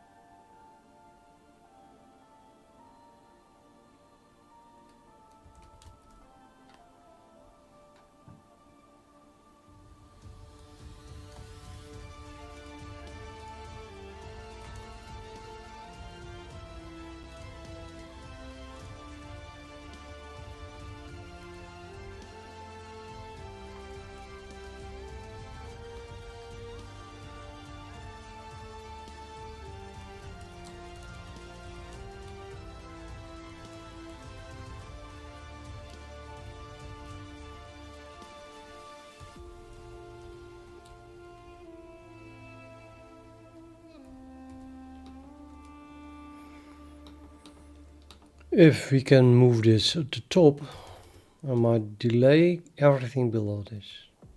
I have the feeling.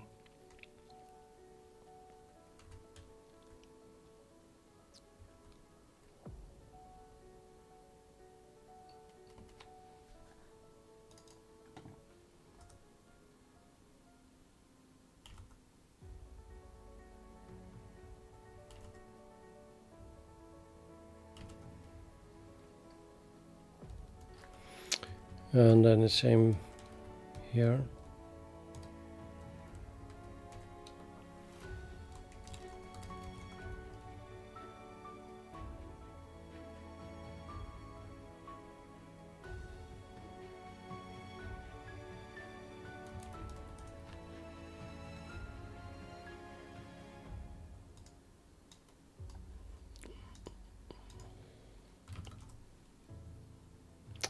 And that is possible.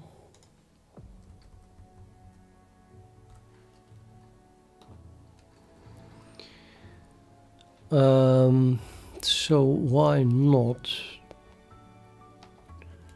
if I add this thing here, then it's either a uniform buffer or texture, and I'm storing it here as a base class. Okay, shared resource base. Yeah.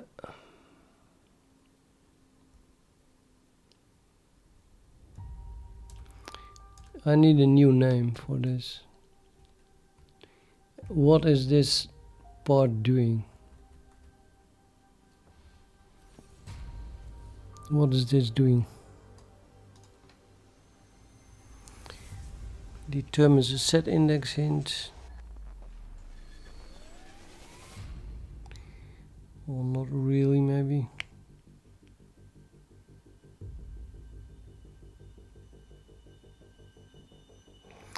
Oh, I was trying to implement it here.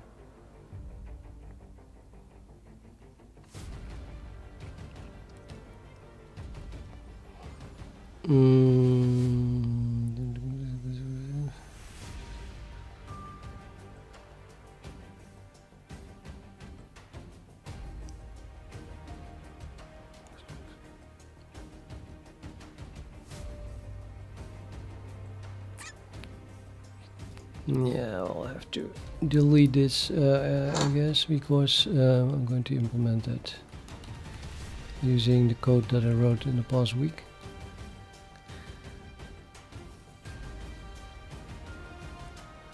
So here we see set index hint is undefined.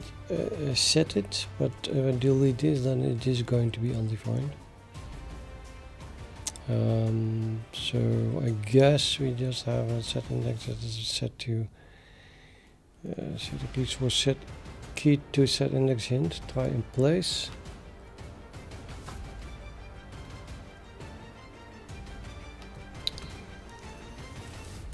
Not quite.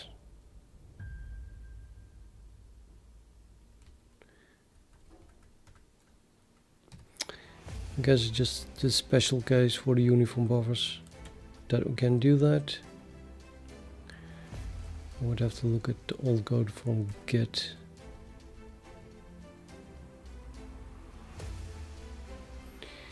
Yeah, I'm not sure what happens if I just remove this, so let's try it like this. Let's see if things still work.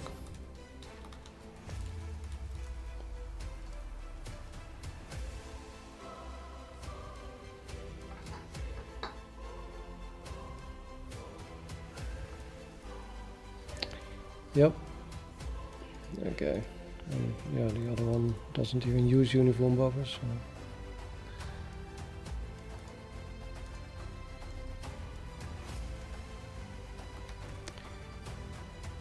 Just delete this.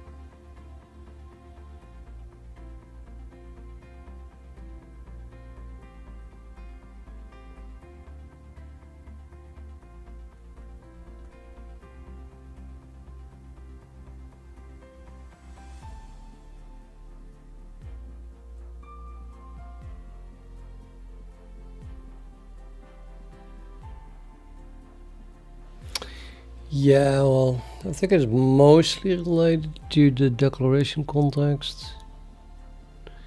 So how about I'm calling it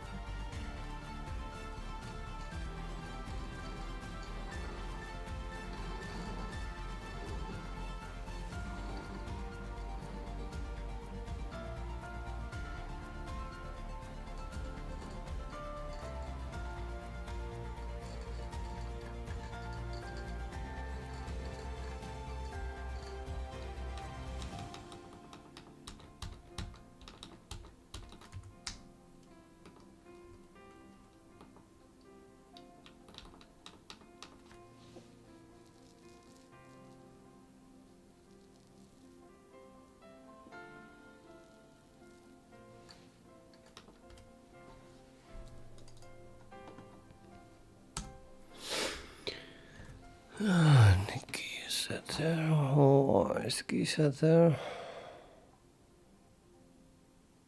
So the descriptor set key.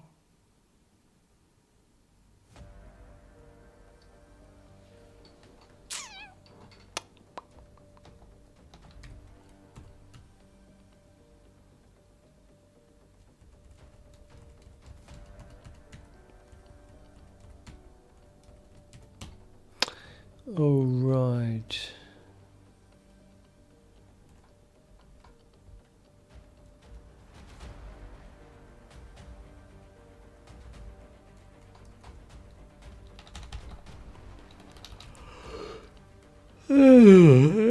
Sorry. This is a element of base.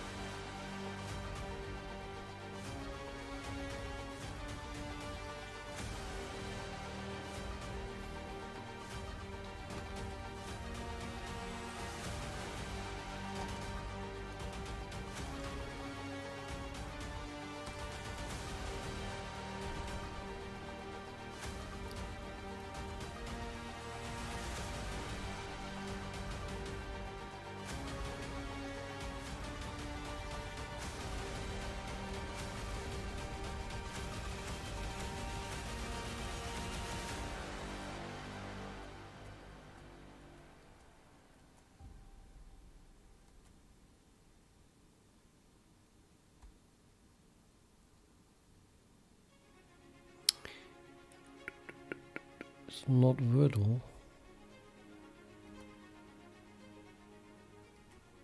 It is not Wordle.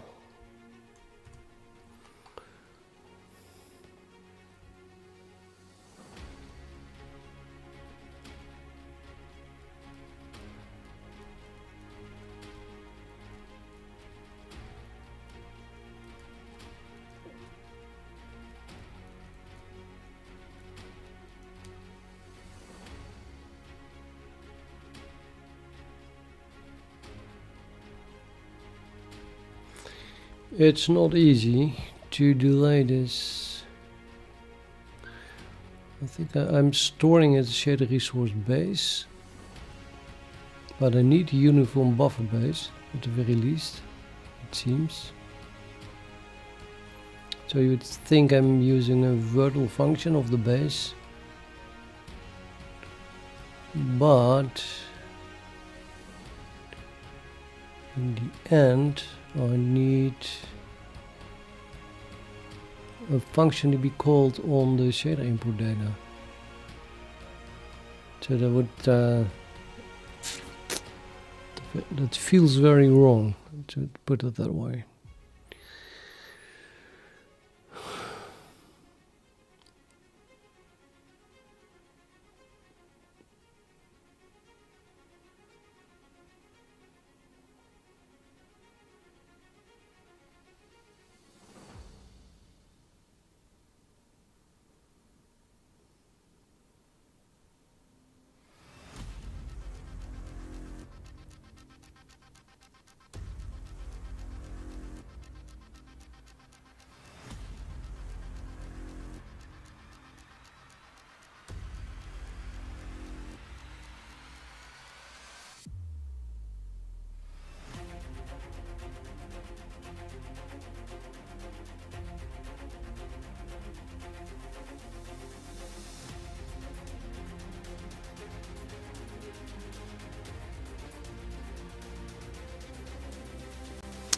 I guess I'm going to have to store the set index hints in the shader input data object.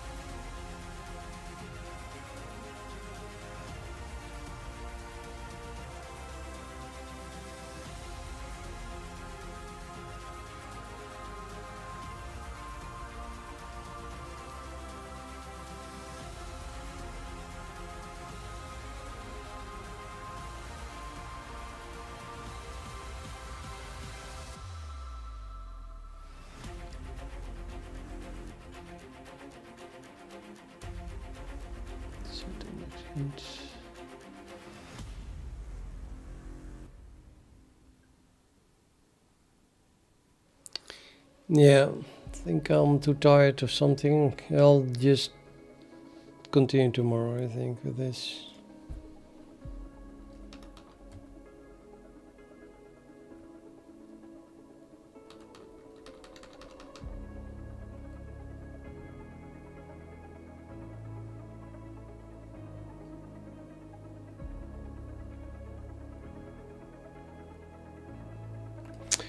The idea is anyway that I want to stop this function here and then continue later. But that means that certain data that is only available here has to be passed to that new function. And very non-trivial, it seems.